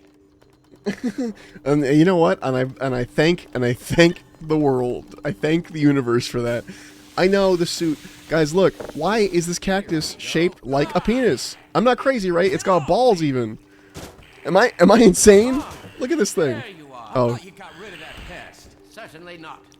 Never fear, Gordon. Who made it the cactus? Who did it? Harmless. The worst you might do is attempt to couple with your head. Look at it. Look at it. Yeah, my pet. Look at it from this angle. All right. Look at the cactus. Tell me that's not what that is. Look at it. It'll be another week before I can coax her out of there. Yeah, longer if we're lucky. Barney. That's my son, Not an Canadian. animal person. Don't slander my son. Anyway, alright. Well, Gordon, go ahead. Slip into your suit. I'll slip into my suit in like 30 minutes. I'm fun listening to all these people talk. Choreo commands. This debug visualization shows the two most common choreo commands is it actors pointing? receive Oh throughout my a scene, god. internally known as Whoa. look-ats and move-tos. Actors are given targets to look at, sometimes more That's than one cool. at a time, and then try to focus on the one that makes the most sense given their current state. At the same time, they might be receiving move-to commands, which tell them to move to a location and face a specific direction or object. That's fascinating. Even these I love that it's seemingly showing simple me. commands involved a lot of complexity. A scene might require an actor to talk while typing on a keyboard, all while looking at an object the player is holding. Since we couldn't predict where the player would be during playback, Look, authoring Alex is scenes looking at like me. this required us to break each element of the scene into can see the separate arrow. pieces and layers. Well, it was These going. could then be reassembled as Is it going to needed do it during again in a playback, second? I think it is. based on the player's actions and interrupted if necessary. Time to suit up, Gordon. I'm working on it. Lab interactivity. In our choreo scenes, we have the player trapped for a bit, allowing us to focus on the characters and narrative. To accommodate different players, some deeply invested in the story, others unable to stand still for more than a second, we felt like we needed a constant stream of interesting details on screen. We scattered narrative elements throughout the environment, ensuring some were interactive, essentially toys for the player to tinker with. In some cases, we embedded further storytelling into these, like the cactus mini teleporter hinting at the upcoming teleporter failure. It was a delicate balance. Interesting. Too much visual interest could distract players from the core of the scene. Ultimately, Kleiner's lab played it safe with interactivity, as it was the first major choreo scene. Later, in Eli's lab, we explored it more deeply, ensuring the characters themselves paid attention to what the players were tinkering with. Doesn't like it. We'll come back to you, baby. It took a lot of iteration and playtesting to strike the right balance of information and emotional connection I'm in just our major getting tired, choreo scenes. and I want to not be Each scene had sleepy. a lot of information we needed to convey to the player, but we couldn't just have characters spouting exposition. Players would start thinking of them more as signposts than as people. But they were kind of We doing needed that. to take the time to let the characters interact with each other, allowing the player to observe the relationship. Stay in your crate, baby. I'll be back. At the same time, we had to expand upon the world, giving the player a sense of everything that had happened while they were gone. Yes. All Because this a lot had to happened. be done carefully, without taking too long. We wanted the game to work for players who were less invested in the narrative. Animation became a powerful tool in communicating the emotional connections between characters, often conveying the depth of a moment quickly without overstating it. Okay. Humor was another commonly used tool, Humor. helping to puncture a setup and Like the disarm the cactus? player when things got a bit too heavy. Look at that. Why is it shaped this way? Writing. In the Half-Life 1 era, player goals in FPS games were still largely about fighting and defeating an obviously evil enemy. Yeah. It was hard to get players to care about characters when they were as low fidelity as they were in Half-Life 1. With the planned improvements in character fidelity for Half-Life 2, we wanted to take a shot at making characters the driving force of the narrative. Uh-huh. Our goal was for the player's motivations to align with those of our characters. Yes. For the player to care about these people, their hopes and fears, and to want them to succeed. With this in mind, we were able to assemble our approach to character and dialogue. We would create a set of characters who liked and cared about each other, hoping that the player would feel the same. These characters would interact in a way that felt inclusive, Mhm. like a group of old friends who see the player as one of them, just someone who's been away for a while. Yes. The characters demonstrated realistic emotional connections with each other. We believed we could build an emotional connection with the player as well. What's wrong with that guy's mic? It's like cutting out when it gets too quiet. It's like he has the mic sensitivity the low. longer you delay, the greater the danger to us all. Yeah, but I'm listening to nodes. You don't understand. You can't see these, but I'm listening to nodes. We'll get to the HEV suit one in a second. Archetypes. We wanted to create narrative links between Half-Life 1 and Half-Life 2 through our characters. Uh-huh. Our Let's idea go right was into to the- design individuals who felt like representations of Half-Life 1's archetypes, so that players might find them familiar, almost as though they'd met them in Half-Life 1 at some point that they couldn't quite remember. We based Dr. Kleiner on the scientist model we felt was the most iconic, and his personality was largely shaped by Hal Robbins, whose voice and performances had defined the Half-Life 1 scientists. Yeah. One day, when we were in the thick of trying to figure out this character, Dr. Kleiner's face came into focus as we happened to share an elevator with an accountant from an office on another floor of our building. And looking at him, it was clear that this is Dr. Kleiner's face. Luckily, he was receptive when we asked if we could photograph him for a video game character. Huh. If Dr. That's Kleiner funny. says you should wear that thing, you should wear it. Guys, I'm getting there. My doctor would be like, shh, I'm listening to your nodes. Hold on, guys. I'm Dr. Gordon Freeman. You remember that first part? Dr. Gordon Freeman. You make a good point, Harrier. I don't care if you look. I'm a PhD. I'm a scientist. I'm a man of knowledge. I need to learn things. Character reactions. Figuring out what characters So many should things in react here. to and how was an ongoing challenge. At the core, we always want the game to respond. In this to world, player Gordon input. Freeman just never However, did any anything. response from the game can be seen as a reward by the player. Just stood around. So, what characters react to and what they ignore teaches the player about the kind of input the game expects. Mhm. As a result, we made sure to respond to things we wanted more of, like players tinkering with devices in the lab, and ignored behaviors we wanted less of, like players repeatedly slapping Kleiner in the face with a box over and over again. Seriously, we watched a playtester do it for 5 minutes straight.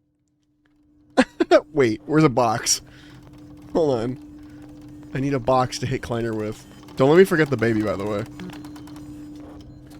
Come on, Gordon. You don't have time to fool around. Get your suit on.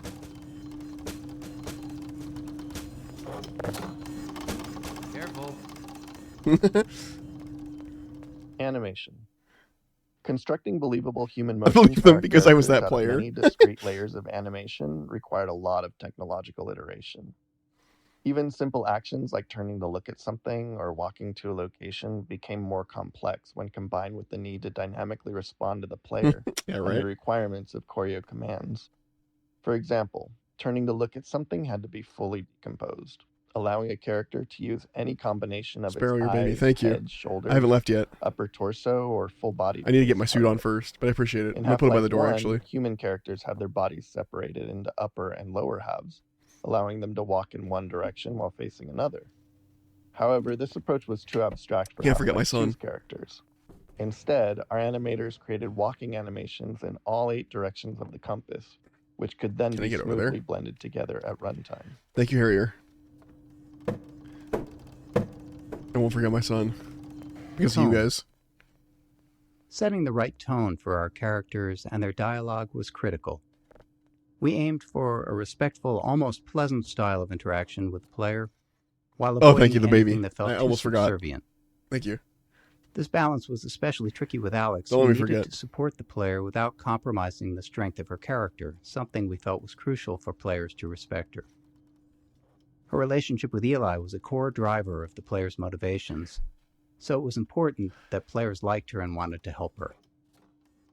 We also wanted to contrast the warmth and camaraderie between the player's allies against the hostilities of Breen and the Combine, inspiring a sense of righteous indignation in the players for the battles ahead. Okay, righteous indignation. Last Voice node. actors. To create more responsive and multidimensional characters in Half-Life 2, we needed to evolve our approach to working with voice actors. Yeah, how did you do that? Because it did get While way running better. through a script with a modicum of direction was sufficient for much of the NPC dialogue for Half-Life 1, for Half-Life 2, we decided to give the actors more of an opportunity to be involved in helping to define Righteous the characters and bring indignation. them to life. We provided much more story context to the actors, showing them the game world, the environments their characters inhabited, and the other characters they interacted with. Yeah. We That sought makes sense. actors who could take all that information and synthesize it into their performances to elevate their characters beyond what we had imagined. We held multiple sessions with the main actors, allowing them to digest and build upon their characters over time. Yeah. For scenes where characters are interacting with each other, we'd often cue an actor with performances from other actors in the scene to create a better sense of connection and flow. Yeah, that's a good idea. Though we'd arrive at the studio with a script and a plan for the recording session, We made sure that the actors felt empowered and had the space to bring their own ideas to the character and performances. Having animators attend the voiceover sessions also proved critical, as they were responsible for stitching the characters' dialogue together with physical actions and expressions to form the resulting choreo scene. Often, animators found that their plans for how a scene would play out evolved quite a bit after working with the voice actor. I mean, that makes sense. All right, I'll put it on. If Dr. Kleiner says you should wear that thing, you should wear it. I'm wearing it. Chill, everyone. Well, Gordon, I see your HEV suit still Like fits a you like a glove. At least the glove parts do. Hey, I've made wait a few minute. Modifications, but I'll just acquaint you with the essentials. Now let's see. What have you done to my suit? This is my suit. The Mark V hazardous environment suit has been redesigned for comfort and utility. Oh, it's actually there. Oh dear. Doc, we don't have time for this. At least get that suit juiced up, Gordon. Good idea. Juiced There's up. a charger on the wall. Charging I've modified suit. your suit to draw power from combine energy outlets. I'm sorry, Plentiful from what? wherever Did you just they say combine? Why'd I hear valve music? I wonder why. Alright, baby, you're going head first in. Let's go.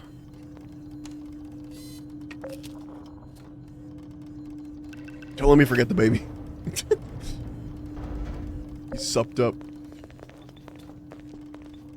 Is that... Oh my god, wait. Guys. Hold on, set the baby down. No, stop. Go away. Look. It's Kleiner as a young man.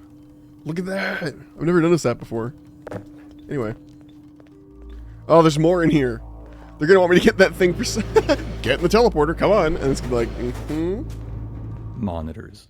We use monitors a lot for storytelling in Half-Life 2 in the episodes. So much so that we even make fun of ourselves for it. The problem is they're just too damn useful. They're fantastic for expanding the world by showing events happening elsewhere. Yeah. And they provide an easy way to have characters talk without needing to explain how they all got to the player's location. Yeah. Anyone who's ever written any kind of story, especially one with an ensemble cast, understands the unique frustration of trying to create natural reasons for all of your characters to come together in the same place. To help with in this this in a case, second. we were really happy with how the monitor allowed Alex to teleport away and then quickly appear in Goodbye, Eli's lab, Alex. See you making later. everything feel real and connected. That's what you said last time. Theme interactivity. At certain points in our choreo scenes, we require the player to take action. Beyond simply giving them something to do and keeping them engaged, these moments served a few key purposes. First, Like they that. allow the player to catch up, even if they've been distracted by something else in the environment. The scene could safely pause until the player completed the task, ensuring they were back and paying attention. At the same time, it let us Was there position another? the player where we needed them, which was useful for framing the scene and Oh, I making had to sure flip they the saw switch. something important. In some cases, we got double value out of these moments by using them to train the player. Here, they're learning to interact with plugs and sockets, a skill they'll need for puzzles later in the game. Ah, my eyes. She's dead. They killed her. Well, did it work? See for yourself. Oh, hello. Thank goodness. Alex's kiss. It's a Oh, small perfect timing. moment, but Alex's kiss on Eli's cheek was important. Eventually, we're going to ask the player to save Eli, and we want them to care about him. To build that emotional connection, we needed to show No, I need the warmth baby and with me. affection between Alex I can't and lose my Eli. baby. We didn't want to oversell it with dialogue or make it too big of an event. It had to feel genuine, not performative. And we were able to iterate on the subtleties of this moment until it struck just the right note. Don't worry, Harrier. If you download the RTX version, I'm sure you can make it run 20 FPS. And relive that moment again. Let me in. Alright, baby, we're going. Excellent. Initializing. In I hope I get to keep the baby. 2, 1. Don't make me drop him. Barney, if you'll be so kind. Good luck out there, Gordon. Reload and Yes, throw the indeed. cactus. We're ready to project you, Gordon. Bon voyage. Bon voyage. Best of luck in What if throwing the baby in was actually the right move? Because then I could pick it up at Eli's lab, you know? the hell? What is it? It's your freaking head helper. Oh no, my baby's not in my hands. Tragedy. The baby's on the ground. No. My son. No. Something is drawing him away. Looks to me meaning of this? Hi. Who are you? How did you get in here? Hi, Dr. Breen. Give me my son back. Give me back my son. My son. Don't worry, Gordon. There he is. Oh, we're losing him again. The man I saw, I'm all but certain it was Gordon Freeman. Give me back my son. My son. He didn't come through. Where is he? Behind you. Shut it down. Shut it down. Gordon, you must get out of here. Run! Get down out of sight. I'll come find you. Barney. Barney, give me my... Barney. Get my son. No. No. No. I want my son back. Ugh. Who are you? How did you get in there? Is that a baby? I want my son. Can't believe I've lost my son, guys. Ugh. Barney, did you get him? Barney, I hear you. Do you have my son? Hey, Gordon. Yeah? The Citadel's on full alert. I've never seen it lit up like that. It doesn't look though. Get out of City 17 as fast as you can, Okay. Gordon. Take the old canals, right? They'll get you to Eli's lab. It's a dangerous route, but there's a whole network of refugees, and Yeah, they'll help you if that's they great. can. I'd come My with you, but I boy. gotta look after Dr. Kleiner. Oh, and before I forget, my boy. I think you dropped this back in Black Mesa. No! I Good dropped luck my out there, baby buddy. back there. You're gonna need it. No! Help me! Damn it! Alright, that's it. Phonium extraction. Another critical tool we built into That's it. Everyone's gonna die was now. the phonium editor. It processed the voice actors' dialogue lines and extracted Oh, phonium Bill to Fletcher, generate please. basic lip sync animations for our characters. For the hero characters, our animators use this as a starting point to create high-quality custom animations for each dialogue line, incorporating full facial animation. Yeah. However, in a dynamic choreo scene, the animators wouldn't know exactly what the rest of the actor's body would be doing. This meant it required careful layering of choreo commands and timings in Face Poser, while still maintaining the actor's ability to dynamically respond to the player. 1 second. It should...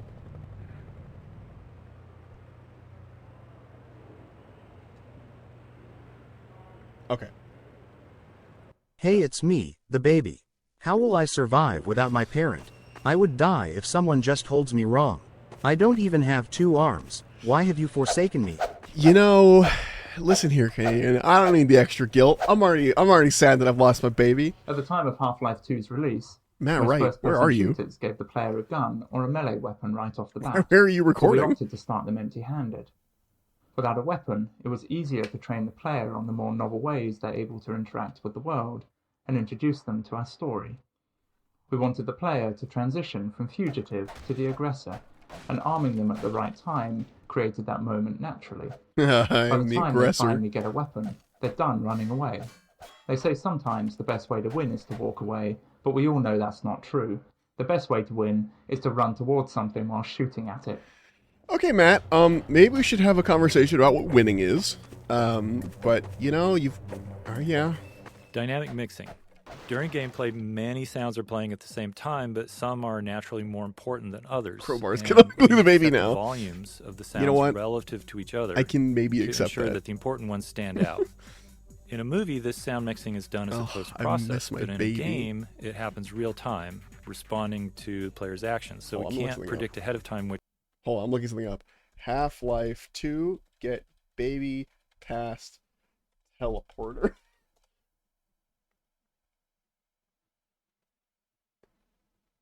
Half-Life 2, Crate Baby.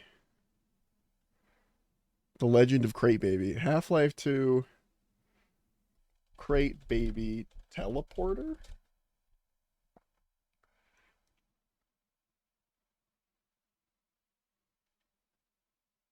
Crate teleports.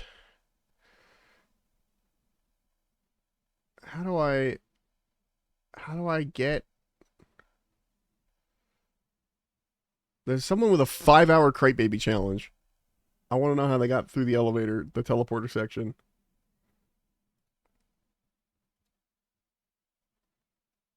Hold on. Oh. Okay, well, it's not actually a 5-bot. He gave up on crate baby. But wait, he still has it during another part.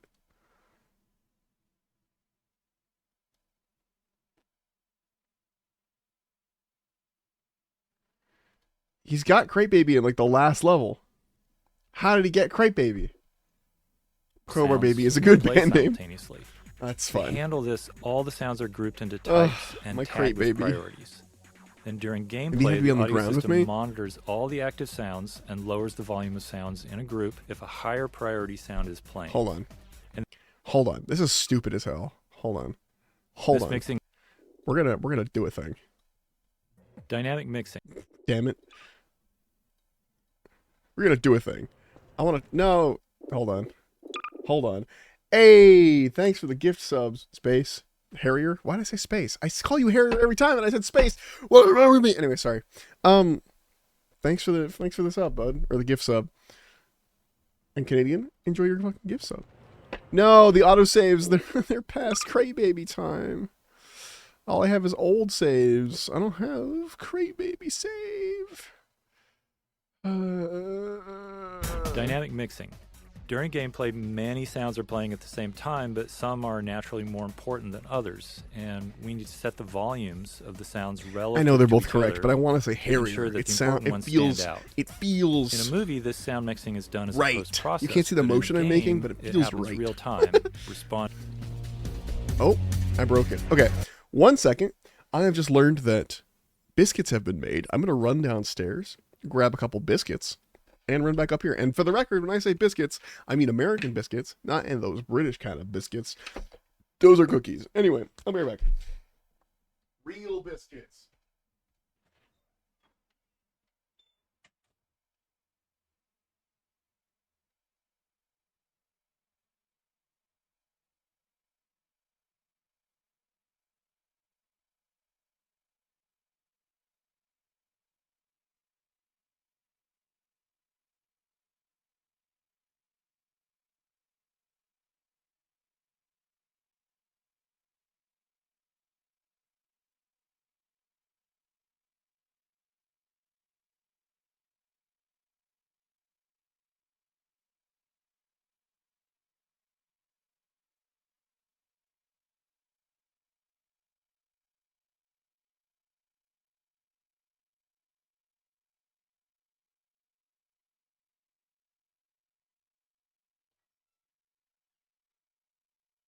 Congratulations! Congratulations!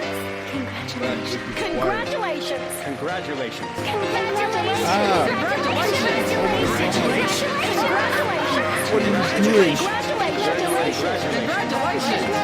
Congratulations! What are you doing? What are you doing? Congratulations! Congratulations! Why would you do that to me? I just got back.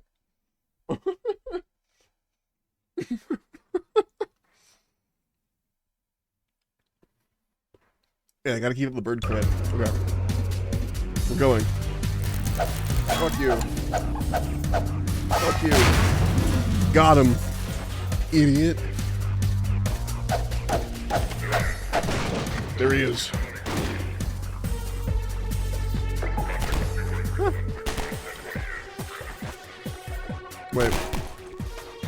Are there any over here? I don't see any. I just had to check. Leave me alone. Bullet audio. If there's one thing we're sure of, it's that a lot of bullets will fly past a player throughout the game. So we That's spent true. a bunch of time trying to perfect the audio treatment for it. Unfortunately, bullets in the game are essentially instantaneous, so we can't just attach a sound to them and rely on the movement for positioning. So after some experimentation, we landed on this solution. By figuring out the closest point on the bullet's trajectory to the player's ear, we calculated the please. exact time and position the bullet would conceptually pass them. I don't want to We lose then the played baby. two different sounds at that point to fake a Doppler effect, one for the bullet's approach and one for its departure. and we delay the departure sound based on the calculated time the bullet passed by. Putting my desk back into sitting mode.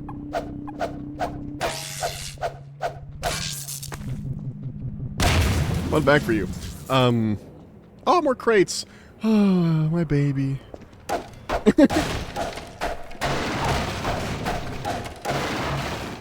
Audio caching. Another problem we ran trying to hit into me was from the sheer here. amount of audio in the game. Damn, ow. With all the gameplay sounds, music, and dialogue, we had too much audio to be able to store it all in memory. Memory was at a premium in 2003. Right. But as you can imagine, we need to be able to play sounds immediately, especially if they're gameplay related. So we built an audio cache, which stored only the first 125 milliseconds of every audio file and kept that in memory. That 125 millisecond time was our best guess for how long it would take us to be able to stream an audio file in from disk. Then, whenever a sound was played in-game, we'd play the start of it from our audio cache while simultaneously kicking off a load of the full audio file from disk. By the time our cache start ended, we'd have the file loaded and could continue playing the rest of the sound. There were some other minor features, like keeping recent sounds fully in memory so that high-traffic ones didn't need to be loaded constantly. In today's engines, all kinds of assets, beyond just sounds, typically use the same kind of strategy. I didn't know that. Uh-oh. Train.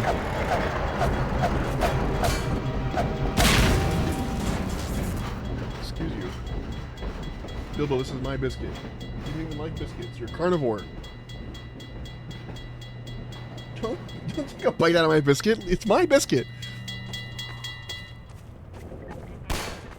What do you mean? How do you like a biscuit? It has nothing to do with anything you'd eat. Here, you may have a crumb. A small biscuit piece. Yeah, okay, chill. Jesus Christ. He's losing his mind. There you go. Have a little tiny bite of biscuit. You're in as a treat. You're welcome. My cat decided to feed himself, and then I gave him a treat. Getting physics to feel right for the player meant that the sounds produced by physics had to sound right too. As humans, we're all used to how objects and materials sound during various interactions, even if it's not something we actively notice.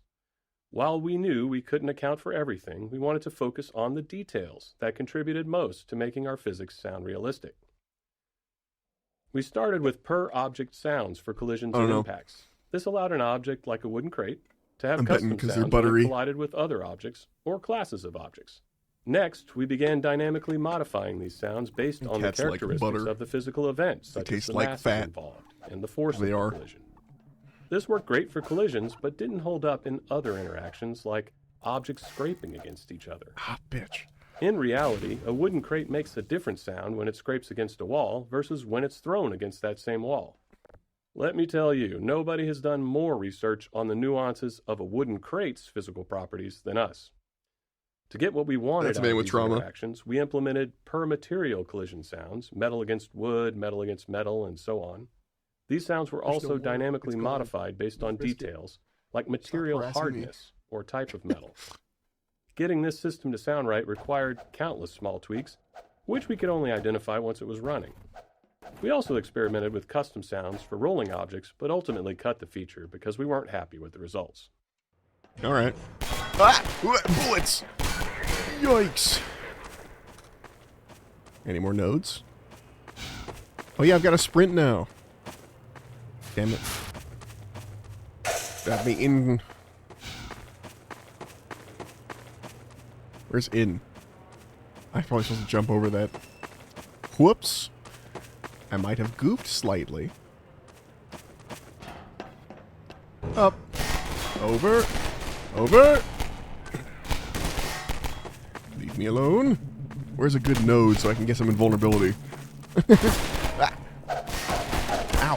Ow. Ow. Let me in. Let me in.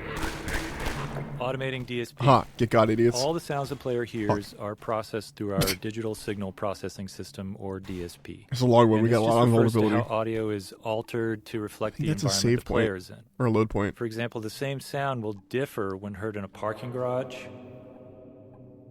a small room, outdoors. In Half-Life 1, we manually placed invisible nodes throughout the world to define these DSP settings for each space.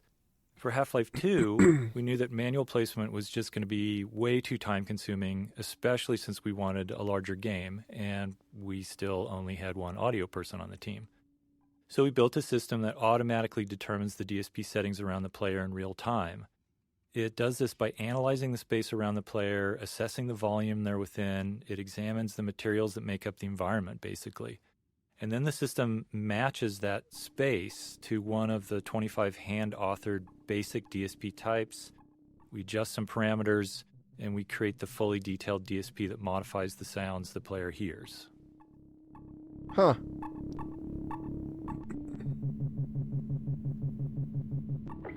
Okay. It's not a loading screen. Thought it would be. Oh, no, it was. I was right. Oh, hail. Hail. We're gonna have to hold it. One second. Metrocop scene. This is another scene designed to make it clear that the Metrocops are the bad guys. Fuck you. Except this time the player has a weapon and can finally do something about it. Bitch. That something comes out of the barrel of a gun. We knew we needed the player to feel righteous, and this moment was part of creating that. The Metrocops are still human, unlike the rest of the Combine in the game. Oh, never mind. So we felt like we had to go the extra mile in making sure the player's actions felt like justice and not just wrath. Yeah, I guess they are actually human. I thought they were some sort of modified version. I guess I'm wrong. I've got a gun now, bitches. Try me. I've got a gat. Yeah, that's right.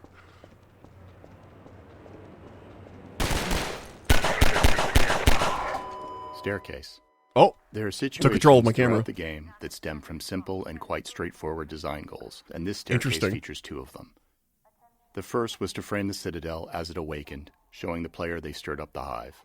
The second was to showcase our ragdoll system. While it's standard now, in 2004 it was still a novelty to see bodies tumble realistically, and stairs provided a perfect stage to make that happen. Interesting.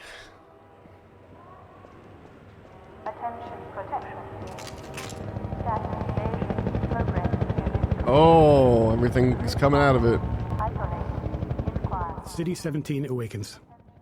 The early train station section was designed to make the city feel indifferent toward the player, as if Gordon is just another nameless, faceless citizen, ripe for subjugation. But during the tenement raid and rooftop chase, the city identifies the player as an anomaly and starts to stir. Now, with the player as the aggressor, the city fully turns its attention on them. The Overwatch PA system, first heard during the raid, played a key role in delivering this message. If players listen closely, there's a lot of information about the city's awareness.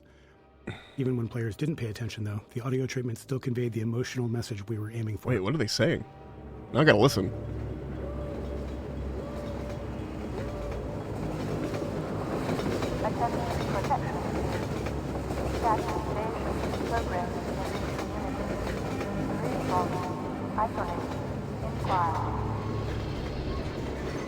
I didn't catch that, but the train does not help.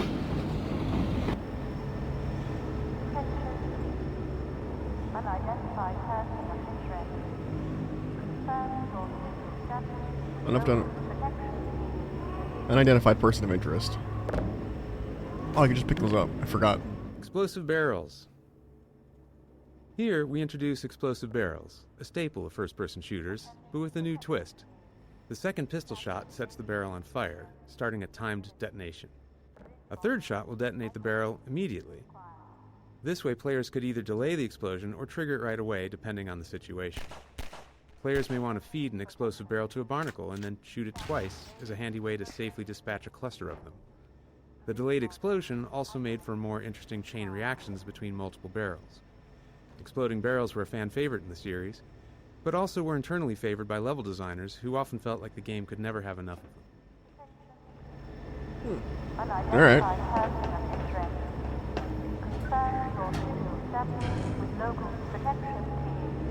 Ah! Oh, I left the barrel. I moved the barrels.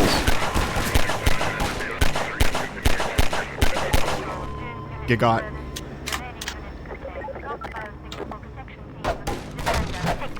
Excuse me. Oh, hi. Waste of bullets, but worth it. Oh. Lambda caches. Technically, the first Lambda cache is at Kleiner's lab, but this is the first one the player finds on their own. We added Lambda caches to encourage exploration and to hint players where hidden resources could be found, with the fiction being that they were being placed by the Resistance as part of their underground rebellion. In Half-Life, the contents of supply crates were predetermined by the level design. In HL2, we introduced adaptive item crates that give the player whatever they are low on at the time, based on resource targets set by the level designer. Oh, that's cool. Scanners. I killed it. Scanners presented a tricky game design challenge. While we liked how their dystopian presence helped convey the Combine occupation as an oppressive surveillance state, we didn't actually want them to shoot at the player. We found that aiming into the sky to hit a small mobile enemy with a constant height advantage was something we couldn't make fun. Since we loved their role in the story, we decided that in combat, scanners would serve primarily as eyes, alerting nearby enemies to the player's presence. A feature we reinforced with sound effects from the soldiers. Really? Beyond that, I never knew that was a thing. Be thing. Able to harass the player with bright lights they were like and occasionally dive bomb after taking enough damage. Overwatch. During development, we generated the Overwatch voice using a free text-to-speech tool, but as we neared shipping, we realized we didn't actually have the rights to use it, so we held auditions with voice actors to find someone who could match the qualities we liked in the generated lines. It didn't take long before we found Ellen McClain. I know her. Whose delivery was exactly what we were looking for. Yeah, she's GLaDOS. In her sessions, we played the generated lines for her to mimic, though in her own style. She was a bit sarcastic at first, given that she was being asked to replicate such a robotic delivery, but years later when she returned for her iconic role as GLaDOS in Portal, she'd found a way to creatively integrate that tone into her performance. Hell yeah. I didn't know that GLaDOS is also the PA announcement system. Or the actress who voices GLaDOS. Pistol design. The standard pistol is the workhorse of the game, functioning not only as the first range weapon you learn to use, but also as a method to interact with physics and destructible objects at a safe distance for the entirety of the game. To help make it feel more responsive and fun to use, the pistol employs a refire mechanic that's unique to it in the game. Really? The gun will fire as fast as the player can click their input button, meaning that they feel an instant response to their input, and the faster they can click, the faster they can shoot. I was clicking faster than that. I disagree. Attention protection team. Oh. Stuff. Excuse you. I need a good node. Node me up. Oh. Ow. Excuse me, pardon me. Yeah. Supply. Eagle-eyed Joe over here. Saw me as soon as I was in the... Well, I guess the flashlight is on. I made it past. Haha. Idiots. Uh-oh. Uh-oh. Uh-oh. No. Train. Get out of the way. Get out of the way.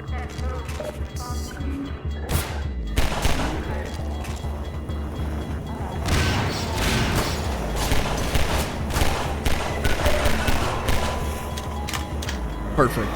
Shattered glass.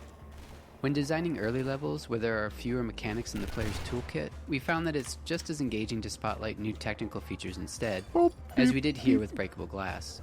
For the shattering effect, glass was divided into a grid of small squares, allowing us to track which were intact or broken, and to blow at larger sections once enough squares were no longer connected. Each square was rendered with a unique texture based on the status of its neighboring squares, creating the sharp, jagged edges between broken and intact glass. Oh, you guys While are cool, breaking glass is now commonplace in games, it was something we hadn't seen much back when we were making Half-Life 2, and we're incredibly happy with the level of fidelity and dynamicism it brought to the game. I love that half of these developer commentaries, because it was added later, they're like, oh, this isn't a thing we saw at the time, but it's super popular now. And it's like 90% of the things they're talking about. Helicopter peekaboo. The Combine attack helicopter as central antagonist was something we wanted to develop throughout the entire chapter. The relentless chopper became a character in its own right. Here, if you listen and look overhead, you can hear its engine and see it flying along the train tracks and into the distance. Excuse you? This first glimpse is a small piece of I'm invulnerable, foreshadowing, bitches. with its presence becoming more pronounced over time, until eventually you're squaring off against it. Yeah, it's true.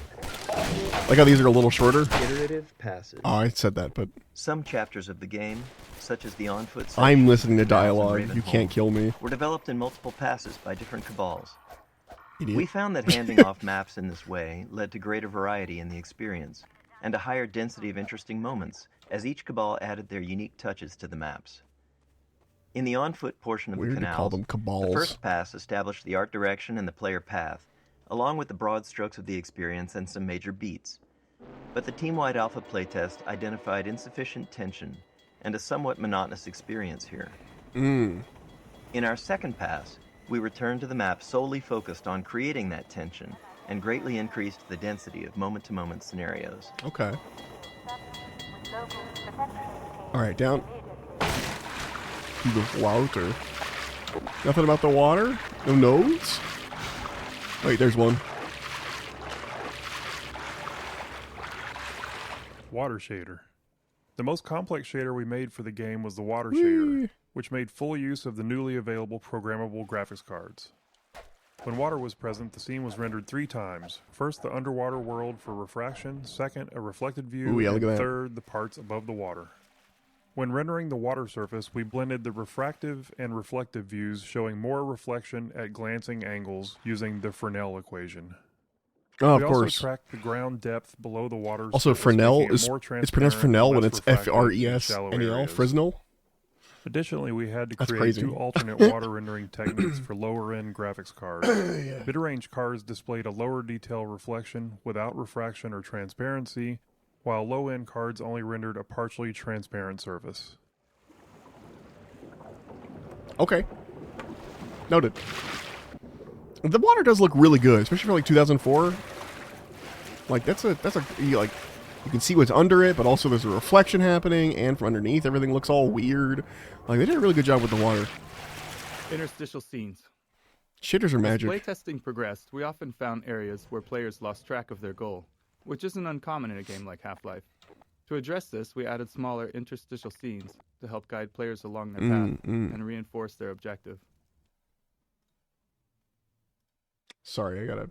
After finishing the bulk. What do you want? What do you want? Of development on our larger choreo scenes, like Kleiner's lab, putting these smaller scenes together became relatively straightforward. We discovered that using characters in these moments worked much better than relying on passive storytelling, or even some sort of reminder you'd find baked into a pause menu. Yeah, man, the nodes really do slow you down in a good way. Again, but like, it's taking me like 2 hours to get to this point. Oops, sorry. Guess those sirens are for you, huh? Yeah, Good hi. thing you found us. You're not the first to come through here by This is the Freeman. The Combine's reckoning has come. Okay. Look, we're just a lookout for the Underground Railroad. All right. Main station's right around the corner. They'll get you started on the right foot. Meanwhile, let my Vortigaunt friend here give you a jolt to get you going. A jolt?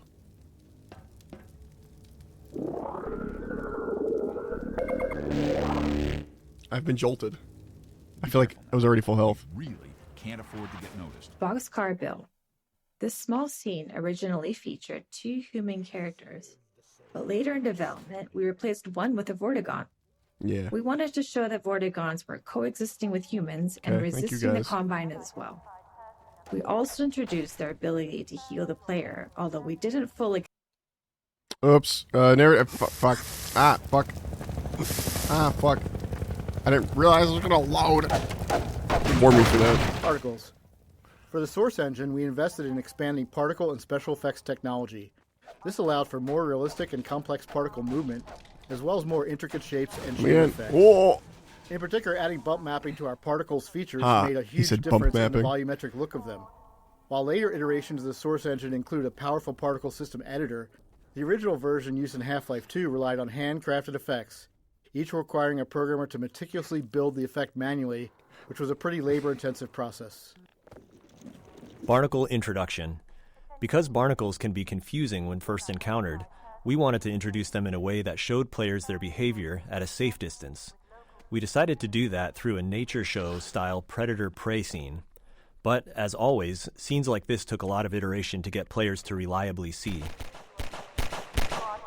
Be done. Cease existing.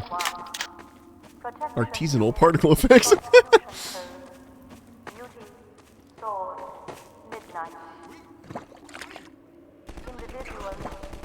Oh, they just murdered some citizens. Surface properties. We play custom footstep sounds when the player walks on the slippery mud. This was a system called Surface Properties that used the material type to determine the sounds and other effects that should occur when walked on or shot at. Earlier in development, we had an effect that slowed players' movement when walking on mud surfaces. However, this was removed in the shipping version as it was decided it was too punishing. What are you doing over there? Come out of there. You little weirdo. Mounted gun gallery. There are a few things going on in this scene. The turret firing at the breakable crates behind teaches players not to take the threat head-on, and instead utilize the sewer route to defeat it. Yeah, but... And when they reach the turret, players enjoy using it in a shooting gallery with a wave of Combine soldiers and dive-bombing scanners. We also begin to introduce the missile-firing Combine APC that pushes the players along, and will show up again later in the chapter. Ah, yes, the sewer route that I needed to do, because I can't just shoot at the guy up there. This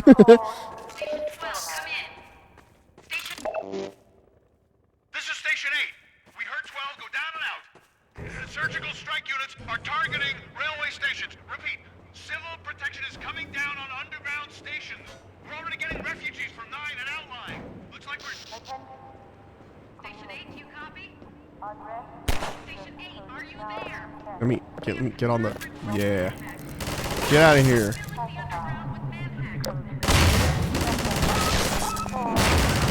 Turret. I am turret god.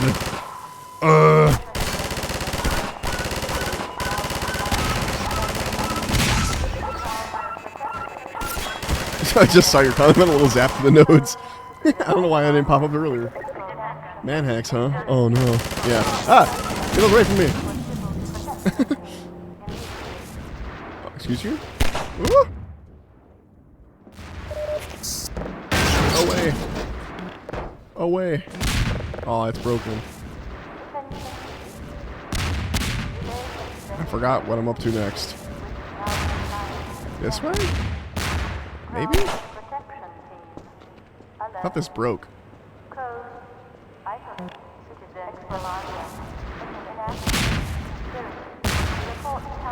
Well, this clearly broke. Ow. I think I need to... Hold on. Hold on. Yeah, that was it. Oh, there was a barrel right there. Well, I'm smart. SMRT. Alright.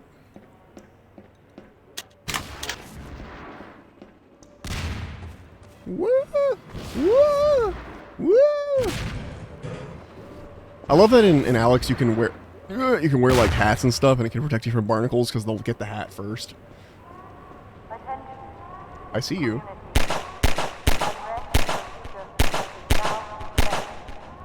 Get got, idiot. Oh, a cache? Where? How? Aha. Well, I didn't need any of that, but I got it. I got the cache. I saw it. Whoa!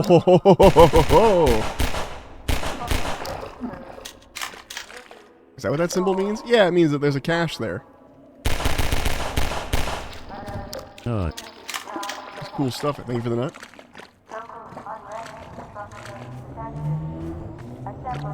Wow, there's no nodes. Where are my nodes? Over here. Oh, hello. Oh, hi. Friend, that station was raided, but there's others up ahead. I'm gonna stay here in case any others come through. Gotta keep the railway alive. All right, good luck. In your pipe. In your little pipe.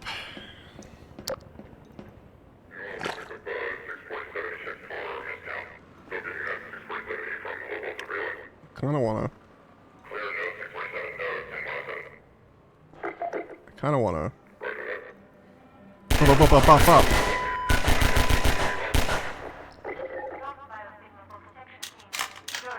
Peek around again. I got a GAT to show you. I'll show you my Glock.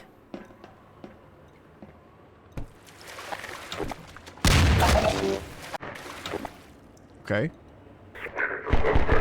Oh! Blow up. I got oxygen still. Blow up. Ow! I just wanted to move forward, not up. It's alright. Morphine administered. Good, thank you. Oh, node. Running around a corner into a new area just to see enemies standing there is always awkward, and it makes the world feel less alive and more like a shooting gallery. So we were motivated to introduce enemies into combat spaces in more interesting and dynamic ways that would communicate planning and intentionality on their part. As if these soldiers had had a plan for Gordon even before he showed up.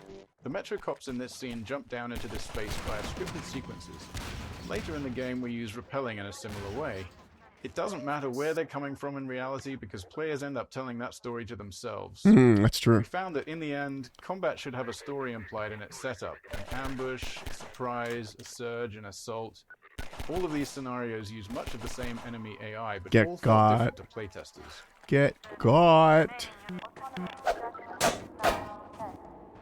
And yes, I see the barnacle. Oh! Bitch! I'm not getting barnacled, not today. Barnacle bowling. This is a satisfying example of how a bunch of design elements can come together in a matrix of interactions to create a memorable scenario for the player. We got barnacles, our physics simulations, slippery mud surface properties, and last but not least, explosive barrels. You've encountered all these on their own, but they're able to snap together naturally to create a moment we called barnacle bowling. I didn't get all the barnacles. Hold on.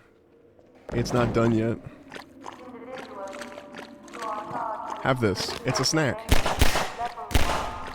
You'll like the snack. It's good. Get bold. Idiot. Idiot. Why would you eat that? It's clearly an explosive barrel. Idiot. They had AI? Oh, Lord. Did you guys see that fucking Coke commercial they just put out? Speaking of AI. Coke does its, like, yearly, you know, Christmas Coke commercial. For some reason, people care about that thing. But anyway, they put one out, and it was entirely 100% AI generated. Like, the commercial was just fully AI generated commercial.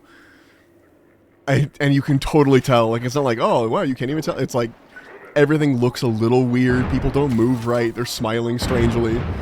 It's funky. Oh, I went up.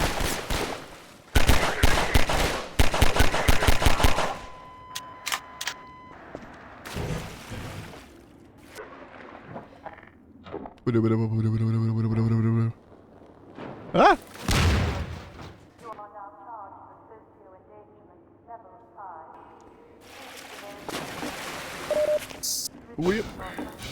Oh, excuse me. Pardon me. Thank you. I'm gonna go over here now.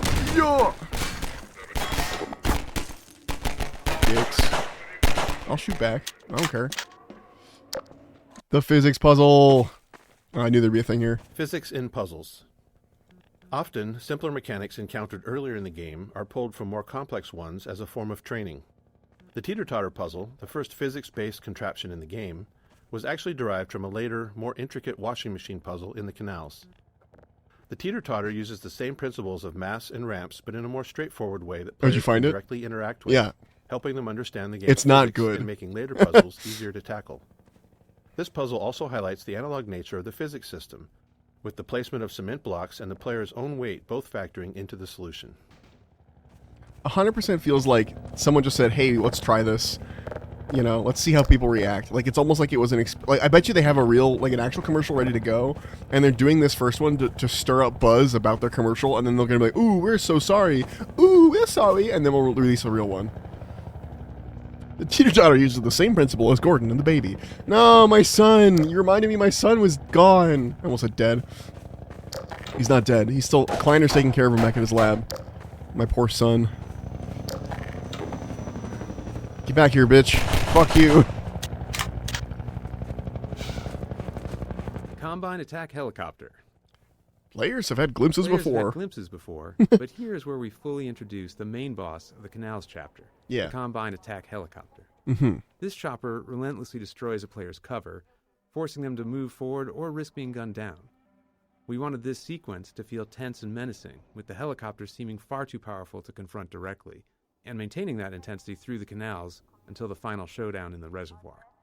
Okay. To achieve this, we heavily constrained the helicopter's movement based on specific gameplay goals. In this map, designed as a dash from cover to cover under helicopter fire, we created a ring path in the sky above the arena. The helicopter always travels to the farthest point on that ring from the player, keeping it visible and making it easier for us to place cover in just the right spots. I am so dang hydrated. Ugh. Anyway. Yo. Hello. Excuse me. Pardon me. Woo! Yikes. I forgot which way to go.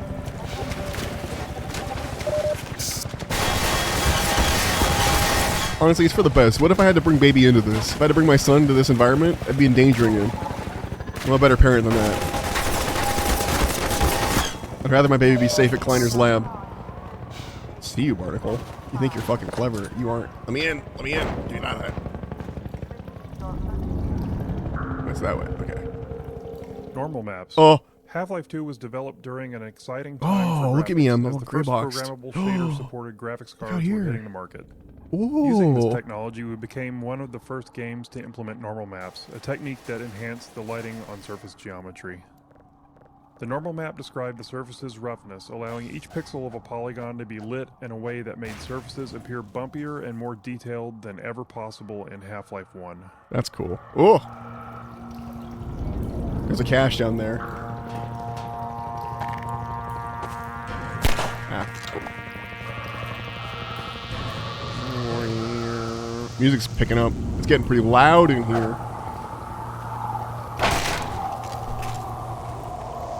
The corpse. Burnt corpse.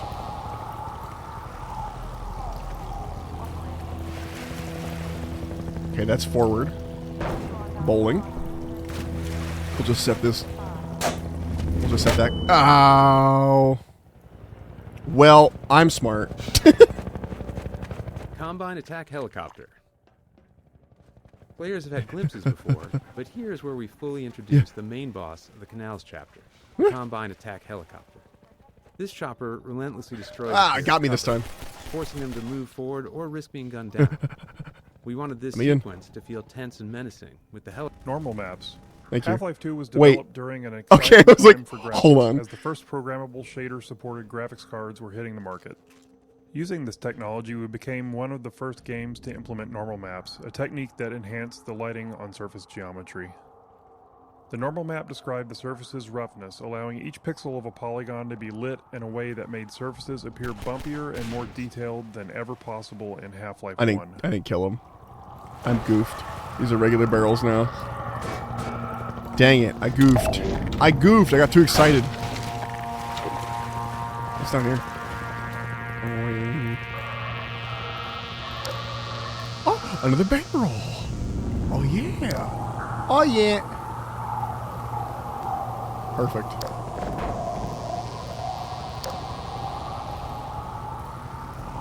The teeter-totter uses the famous Gordon baby. I'm still thinking about that. Here you go. Have a snack, you bastards. Did it get them all? It did, but not the bottom one. See, that's what the other one was for. Damn. Can I reach that? Autosave dangerous. I can. In Half-Life 1, we had a set of autosaves throughout the game, hand-placed by level designers and triggered when the player reached some specific moment or position in the game. 1 sec. This ensured that the game was automatically saved for you as you traversed through Black Mesa's corridors. In Half-Life 2, we found ourselves needing a new tool. The problem arose in some of the more complex arenas we'd built. Some of those encounters would last for quite a while and features multiple sets of enemies. Others were long, sprawling mixes of exploration and combat without any clear separation between the two. We never want an autosave where the player is in danger of dying right after loading the game, because that could place the player in a death loop. If you played enough games back then, you definitely found yourself in this situation at least once. So unless we deliberately crafted pauses in every arena's flow, there wasn't always a safe place to put an autosave.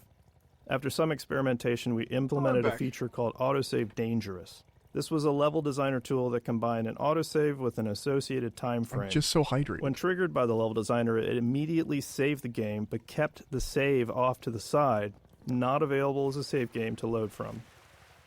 If the player then stayed alive for the specified time frame, then the save would be committed and used as the most recent autosave. Damn it.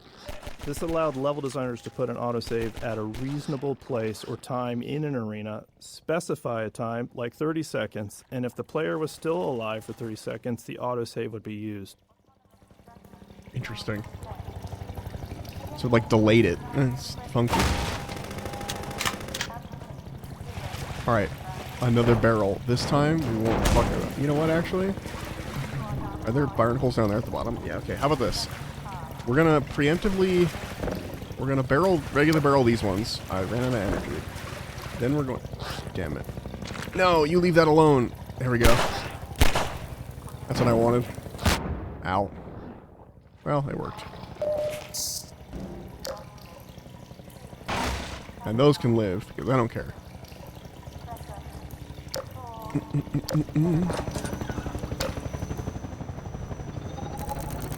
It's back. It's on me. Ooh. Wait, is this the way forward? Was I right? I just guessed it. I just looking for ways in not forward. Hold on. What's this way? Yup. Oh, absolutely nothing. It's just a bunch of garbage. Oh, I could... Wait. No, we're back where we were. Okay, okay, okay. I see what's happening now. I see. I understand. I'm processing the level. Soundscapes. In Half-Life 1, ambient sounds were placed by hand and then individually tuned. For Half-Life 2, we wanted more ambient sounds in our environment with higher quality and less manual effort for placement. Right. So we built a system that we... No! Go back. Soundscapes. There we go. In Half-Life 1, ambient sounds were placed by hand and then individually tuned. Right, which is For bad. Half-Life 2, we wanted more ambient sounds in our environment with higher quality and less manual effort for placement. So we built a system that we call the soundscape system. A soundscape is basically a small program that controls which ambient sounds play, where they come from, and then how they behave in a specific environment. So flies buzzing, wind blowing, birds, a distant train, distant combat. The soundscape system could then randomly select and play these sounds, and also, really importantly, handle the smooth transition as the player moves through environments. Soundscapes can also contain other soundscapes, and that allows us to create reusable collections of sounds. Fuck off. So, for instance, distant combat might be small arms fire, distant explosions, I'll waste the bullets. I don't care. passing helicopter. And these soundscapes... Okay, I guess he's done. That happens when you load in and it's already doing it for some reason. Like the timer's a little bit off. Whatever. I miss my child. I miss my child. Where's the baby? Where's my crate baby?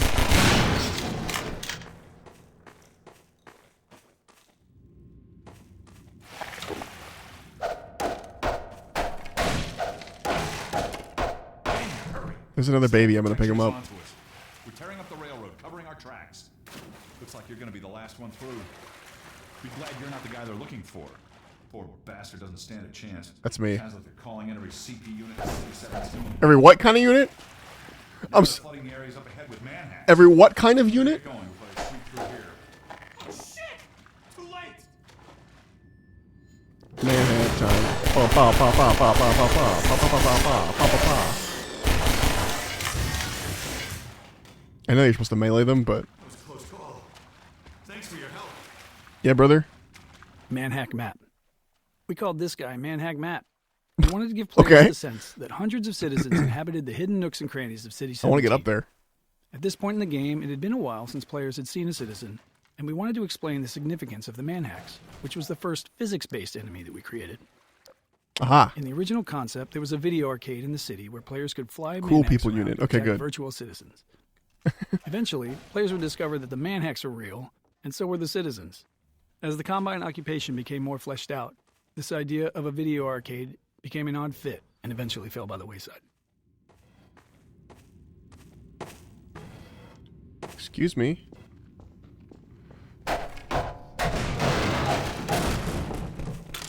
Thank you. See? Look at that. I got energy. Excuse me, brother. You're in my way. You're in my way. I'm trying to get out here.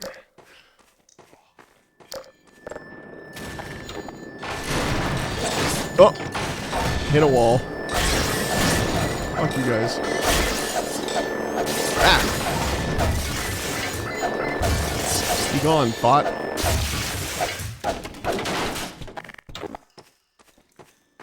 God, it's so loud. Barrel explosion time. Got him. No more man hacks. You can't hack me, I'm a bird.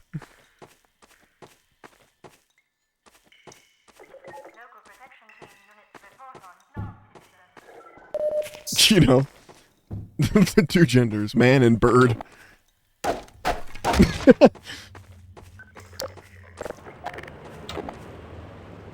Let me out.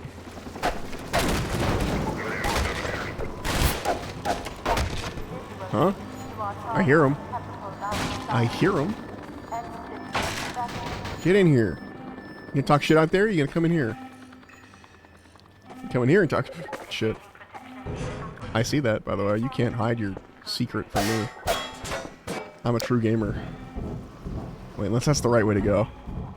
It was probably the right way to go. What's down, though? Wait, is this for... God, I always want to go the wrong way. And, like, sometimes I think I'm going the wrong way. I'm actually going the right way. It's hard to tell sometimes. We're good. We're good. We're fucking gamers. Oh, fuck. It's dark. There we go. Gamers. Gamers. Yeah. Hello. Fucking scared me. Spooky white mask coming out of the dark. Pop, pop, pop. That was stupid. Ow. Oops. I'm used to the hit markers. When did I... Oh, you dropped it. Wait. Friends? You're gonna have to wait for me. I'll be right back. There's a gamer tunnel. Gamer tunnel. Gamer tunnel. Gamer tunnel. Oh my god, a zombie! Am I the first zombie? It's all the way back here in the secret gamer tunnel? That's cool. That's cool that's in there. It hints. It hints at the future. We call that foreshadowing. Thank you.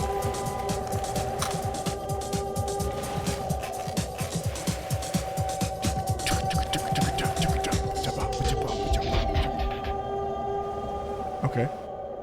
Why did the music... It's playing two different musics at the same time? How do I... Where am I going? Pardon me? Pardon me? Hello? No, I'm too thick for that.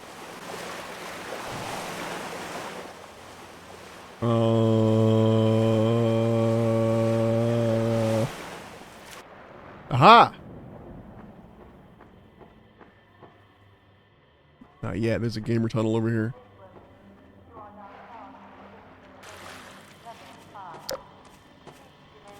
What the... What the what? What the hey? Is this the right way again? Have I played myself? I think I've played myself. Hold on, go back. What's down the other? What's this way? Is this nothing? Oh yeah, this is actually nothing. I thought this was the way. It's just for air. I see. Because I'm out of air now, and now I'm going to start drowning. We're good.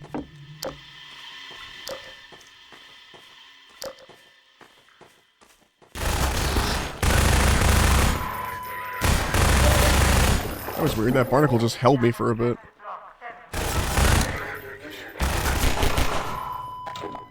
Bonk, bonk. Oh, auto swap me to the sub-machine gun.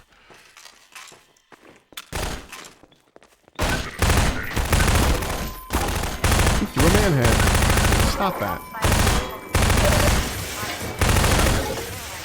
That's rude. Now where? I mean, more of those dudes are gonna show up. More of the guys want to combine. I'd like not to combine me with them. Is it back across the tunnel?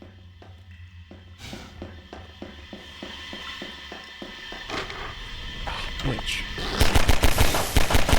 Ow, ow, ow, ow. Steam is painful.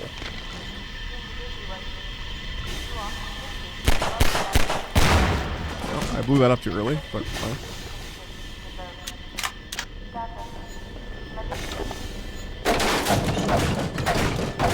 Get another cache down here.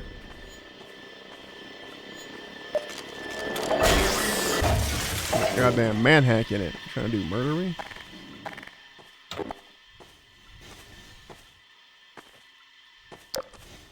Also, a submachine gun grenade. Hell yeah. The alt fire. That'll be fun in a second. Oh god! Oh god, the barrels!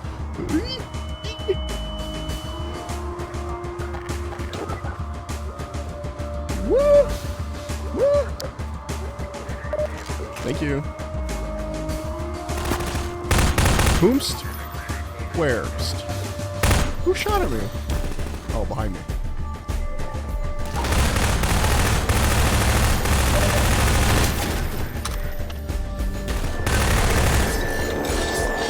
Get away from me.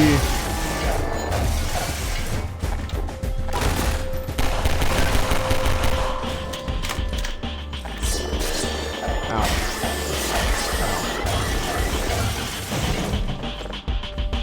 That'll stop the bullets.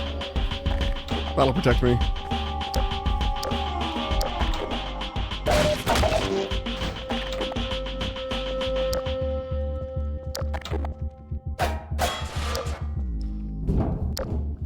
Who needs ammo? Not me.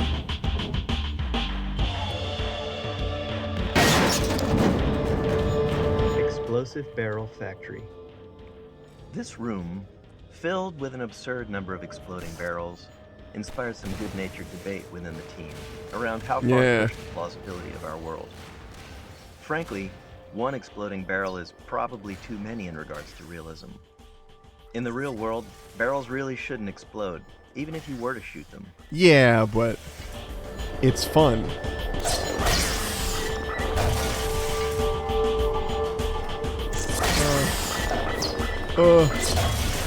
Where's up? Oh, hello? This is the way I came, though, isn't it? Oh, not up, down. Okay. No, not down yet.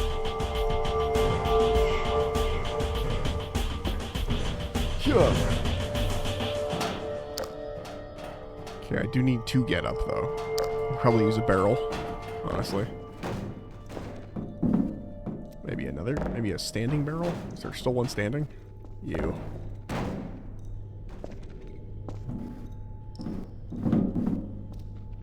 Hold on. What if we put you? No, there's railing all the way around. I knew. Wait, no. Hold on. Yep. Freedom. I know it's intentional, but it does feel like I'm breaking the game in some way by doing that. I know it's not. It's totally intentional. They mean you to do that, but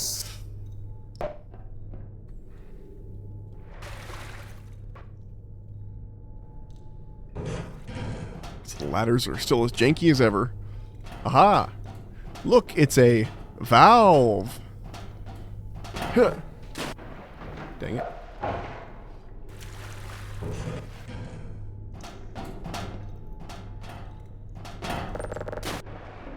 I turned it. I've turned the valve. And now you can go in that tunnel. I see why it's clear there, or there's a little grate so you can see what's happening and you know what you're doing. And why you're doing it. I understand. Go away. I'm busy.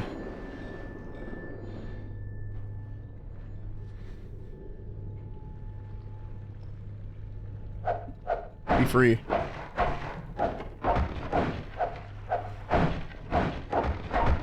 Be free from your prison.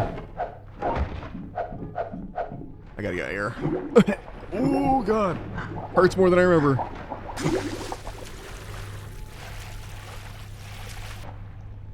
There might be stuff under there. I gotta check. There's not. But I want everything to be free. No prison for boxes.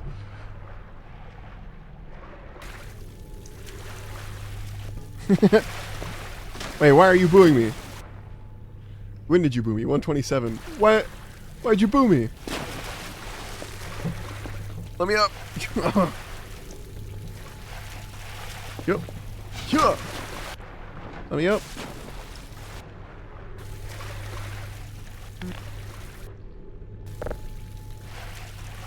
Let me up. There we go. Rising water. The floating bridge and wooden Valve. spools Oh. here introduce the concept of I see. buoyancy as a tool for the player. In this case, it's not really a puzzle. It's just some fun for the player interacting with the physics system. But later, we revisit this gameplay element in the canals to raise a ramp for the airboat. Buoyancy. More like buoyancy. Get got. God, the ladders are so janky still. Yep. This way. Rendering systems. In the early 2000s, we couldn't afford a general-purpose renderer with the broad capabilities of a modern engine. Instead, CPU, GPU, and memory limitations required highly specific solutions to rendering challenges so we could squeeze every bit of performance out of a player's hardware. As a I believe this result, is the right Half-Life way. 2 actually has 3 different rendering engines. One for world geometry, another for outdoor terrain, and a third for dynamic entities like characters Paint. and objects. These 3 renderers had to support a complicated matrix of features: collisions, ray traces, Big decals, text. offline lighting, visibility calculations, and more. On top of that, each renderer needed to support DirectX 7, 8, and 9. The differences among these Excuse DirectX you. versions were significant, often requiring different data storage and rendering approaches. They even used different programming languages. Altogether, we essentially had 9 different renderers, each needing unique solutions, and getting them all to look consistent was one of the most challenging tech problems we faced during development. That's insane. That's crazy. Just don't support all of those. I guess you want to because you want more people to be able to play your game, but like, goddamn. Just be like, sorry, you need this. Most efficient use of bullets you've ever seen.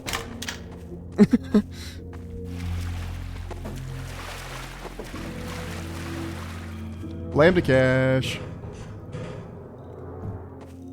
Where's the cache? Stop pushing those. What happens if I guess the metal frame is still lockable? The cache. The cache.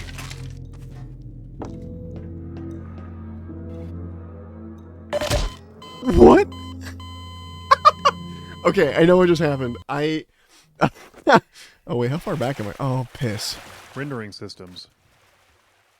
In the early 2000s, So basically- we couldn't afford a general-purpose renderer with the broad capabilities of a I'm modern gonna make engine. him. Actually, wait, I'm gonna use him for vulnerability. Hold on. In the early 2000s, we couldn't afford a general-purpose renderer with the broad capabilities of Yeah, a yeah, modern yeah, I engine. know. All right. So, basically, I got stuck on a piece of geometry, and I slowly slid down, and that like built up my speed in game because I was falling and that, but like being squeezed. Basically, once I got through, I was at like the speed of me falling from a really great height, so it counted that way.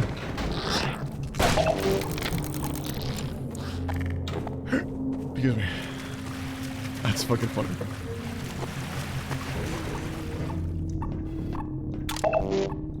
Hey you. Hey you. Don't do it. Worth it. Worth every bullet.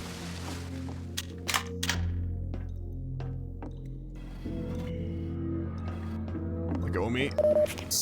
Okay, let's try and not. There we go. Not get stuck this time. Okay. Oh. Oh.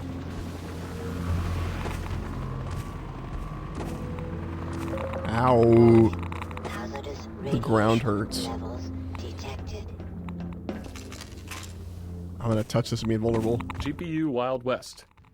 During development, Hell we yeah, faced look at that. numerous decisions influenced by our choice of minimum spec, the least powerful CPU and GPU combination that would still deliver a good experience for customers.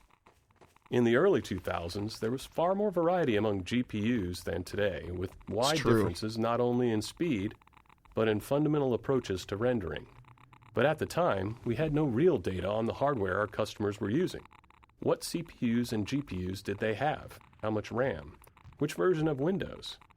We reached out to Microsoft hoping they might know answers to questions like, how many DX7 cards are in use? Or DX8? Unfortunately, they didn't have the data either. Realizing we were at risk of making bad decisions without these insights, we developed an analysis tool that allowed players to report their hardware specs to us and integrated it into the early version of Steam. Oh yeah, I remember that. The They data still was do so that. useful that we decided to make it public, launching the Steam Hardware Survey in April 2003. It's been helping us and hopefully other developers make informed decisions ever since. Oh yeah. GPU Wild I'm just West. turning this on so I stay During vulnerable. development, we faced numerous Dynamic shadows. With a focus on Hello. character and Wait, what are you saying to me? You got here at a bad time. Those head crabs? Mesa East to Station 6. Do you read? Dr. Freeman is on his way downriver. Lend him the airboat and give him all the help you can. Repeat, Gordon Freeman has returned. It is critical he reaches Black Mesa East. Yeah. Better get going now.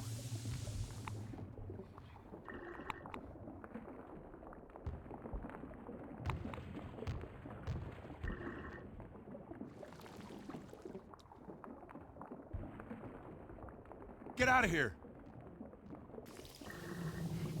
All right. Dynamic shadows.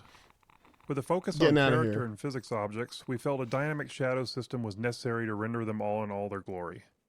In 2003, GPUs didn't have any dedicated shadow capabilities that they have today, so performance was a tricky problem. Our eventual solution went something like this, running every frame. First, find all the objects that I almost might have shot them. shadows in view.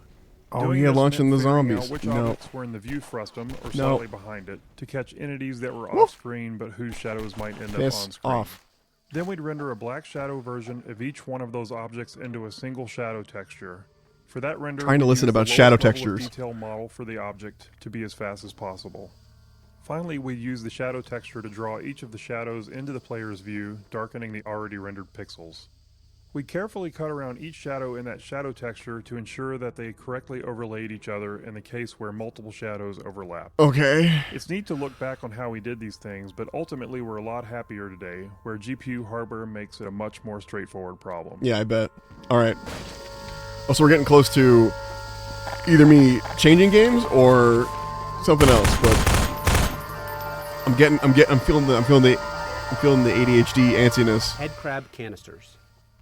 Used head crab canisters are seen later in Ravenholm, so we decided to show them here to tell the story of how they're used by the Combine. The story is that the Interesting. Combine have weaponized Zen fauna to use them against the humans. Burrowed head crabs was added as a new feature for this section that was expanded into a larger area that is meant to show a citizen shanty that was decimated by the head crab assault. They don't do a whole lot of damage, do they? I mean, probably for the best, but no crabs. No head crabs. I don't want any. Also, you won't be able to unhear it. Those zombies sound like they're saying, yeah, about my icing sometimes.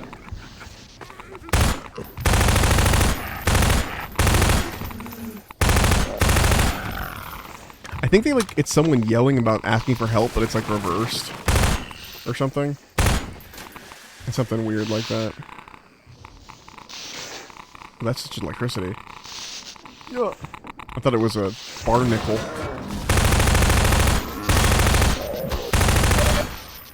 Oh, it's still alive.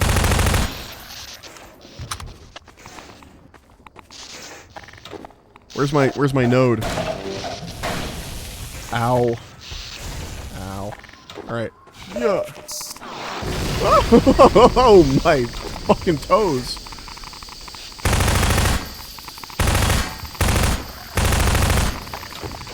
I think they're instant kills with it, yeah. Fuck you. Ah, 2003, when zombies were a staple for everything, forever.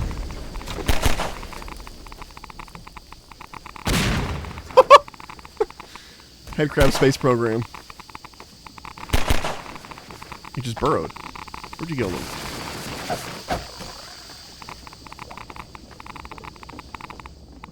Ah, the Geiger counter sounds. Ooh, 2 nodes. Listen to what you have to say Dr. first. Freeman, I've been hoping you'd show up. Got Yeah. this airboat all gassed up and ready to go. Thank you. I think is that the name of this air section? All gassed up. Civil protection out there in the open, but drive hard and you'll make it. Okay. You'll find more help up at Station 7. Just a few bends up the river. It's the old red barn. Mm-hmm. Climb on in and fire her up. Okay. Airboat intro. This is where the player gets the first vehicle of the game, the airboat. We wanted to create a safe space for players to practice driving the airboat. I would have had to leave for the as long baby as they here, I wanted think. Before moving on. The arena is sprinkled with opportunities for jumps and tricks, and we filled the arena with toxic slime to keep players in the airboat longer, while preventing them from leaving the vehicle behind and progressing forward on foot. Combinatorial shader explosion. Oh, what? Rendering became much more complex during Half-Life 2's development with the addition of hardware shaders. Small bits of code controlling how each pixel on a surface should render. Oh, I'm invulnerable. Okay, we're good. In 2003, shaders were far more limited than today. Mm-hmm. Half-Life 2 era shaders lacked conditionals and had severe code size restrictions. Yeah, shaders now are crazy. This meant no if-else branching logic Legitimate to adjust magic based on different at conditions, this point. and no large shaders with broad feature sets. Also, compiling shaders as needed was just too slow to be useful, so we had to pre-compile them. To work within these limits, we had to compute every possible shader combination and store each one individually as its own shader. For example, if a shader affected a surface based on a single light source, we'd need another shader version for 2 lights, another for 3, and so on. And it was combinatorial. If that shader also supported a normal map, we'd need 2 versions per light, one with a normal map and one without. With features like texture blending, vertex tinting, specular highlights, alpha testing, and various other light types, directional point and spotlights, our shader count exploded. By release, we had thousands of individual shaders. Yeah. Shortly after, we released Lost Coast, adding HDR support, which doubled the shader count again. Once compiling shaders on the local developer's machine started taking too long, Good we Lord. switched to distributing the shader compiles over the entire network using VMPI. We also had a dynamic shader compilation mode that was useful for developing shaders that gave fast turnaround at the expense of frame rate hitching when a shader had to be compiled.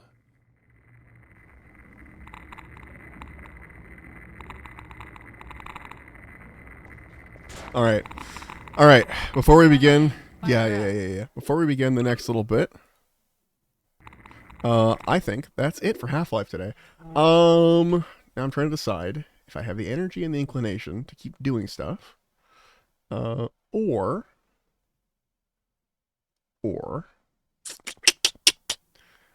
I might call it for today. Honestly, have a little short one, and then we'll offset that by streaming. What day is today? Today's Sunday. I offset that by streaming like either tomorrow or Tuesday. Probably tomorrow. I could do tomorrow. I could do 2 days in a row. Do something else. Might go back to Cassette Beasts, maybe. Cassette Beasts, or I don't know. It might be something else entirely. Also, Dead by Daylight 2v8 is up. That's fun. I recommend that if you have that game. Yeah, of course. Thank you for stopping by. Actually, let me go into the fucking end mode. Everyone gets to hear my new end song. Hold on. It's not new, but it's new to some. Papa. Anyway, thanks for stopping by. I appreciate you guys. Not gonna raid anybody out for now. I don't see anyone that I'm following that's small enough to want the raid. Actually, you know what? Waffle's streaming right now, and he came in earlier, so we'll raid him. We'll raid Waffle Magic. He's playing Skyward Sword HD right now, so that'll be fun. All right. Thank you for stopping by. I appreciate you guys. Sorry for the short stream, but I feel like I say that every time. My streams are just short now. Don't worry about it. I won't worry about it. I won't worry about it if you won't. Anyway, I will catch you guys later. Yeah.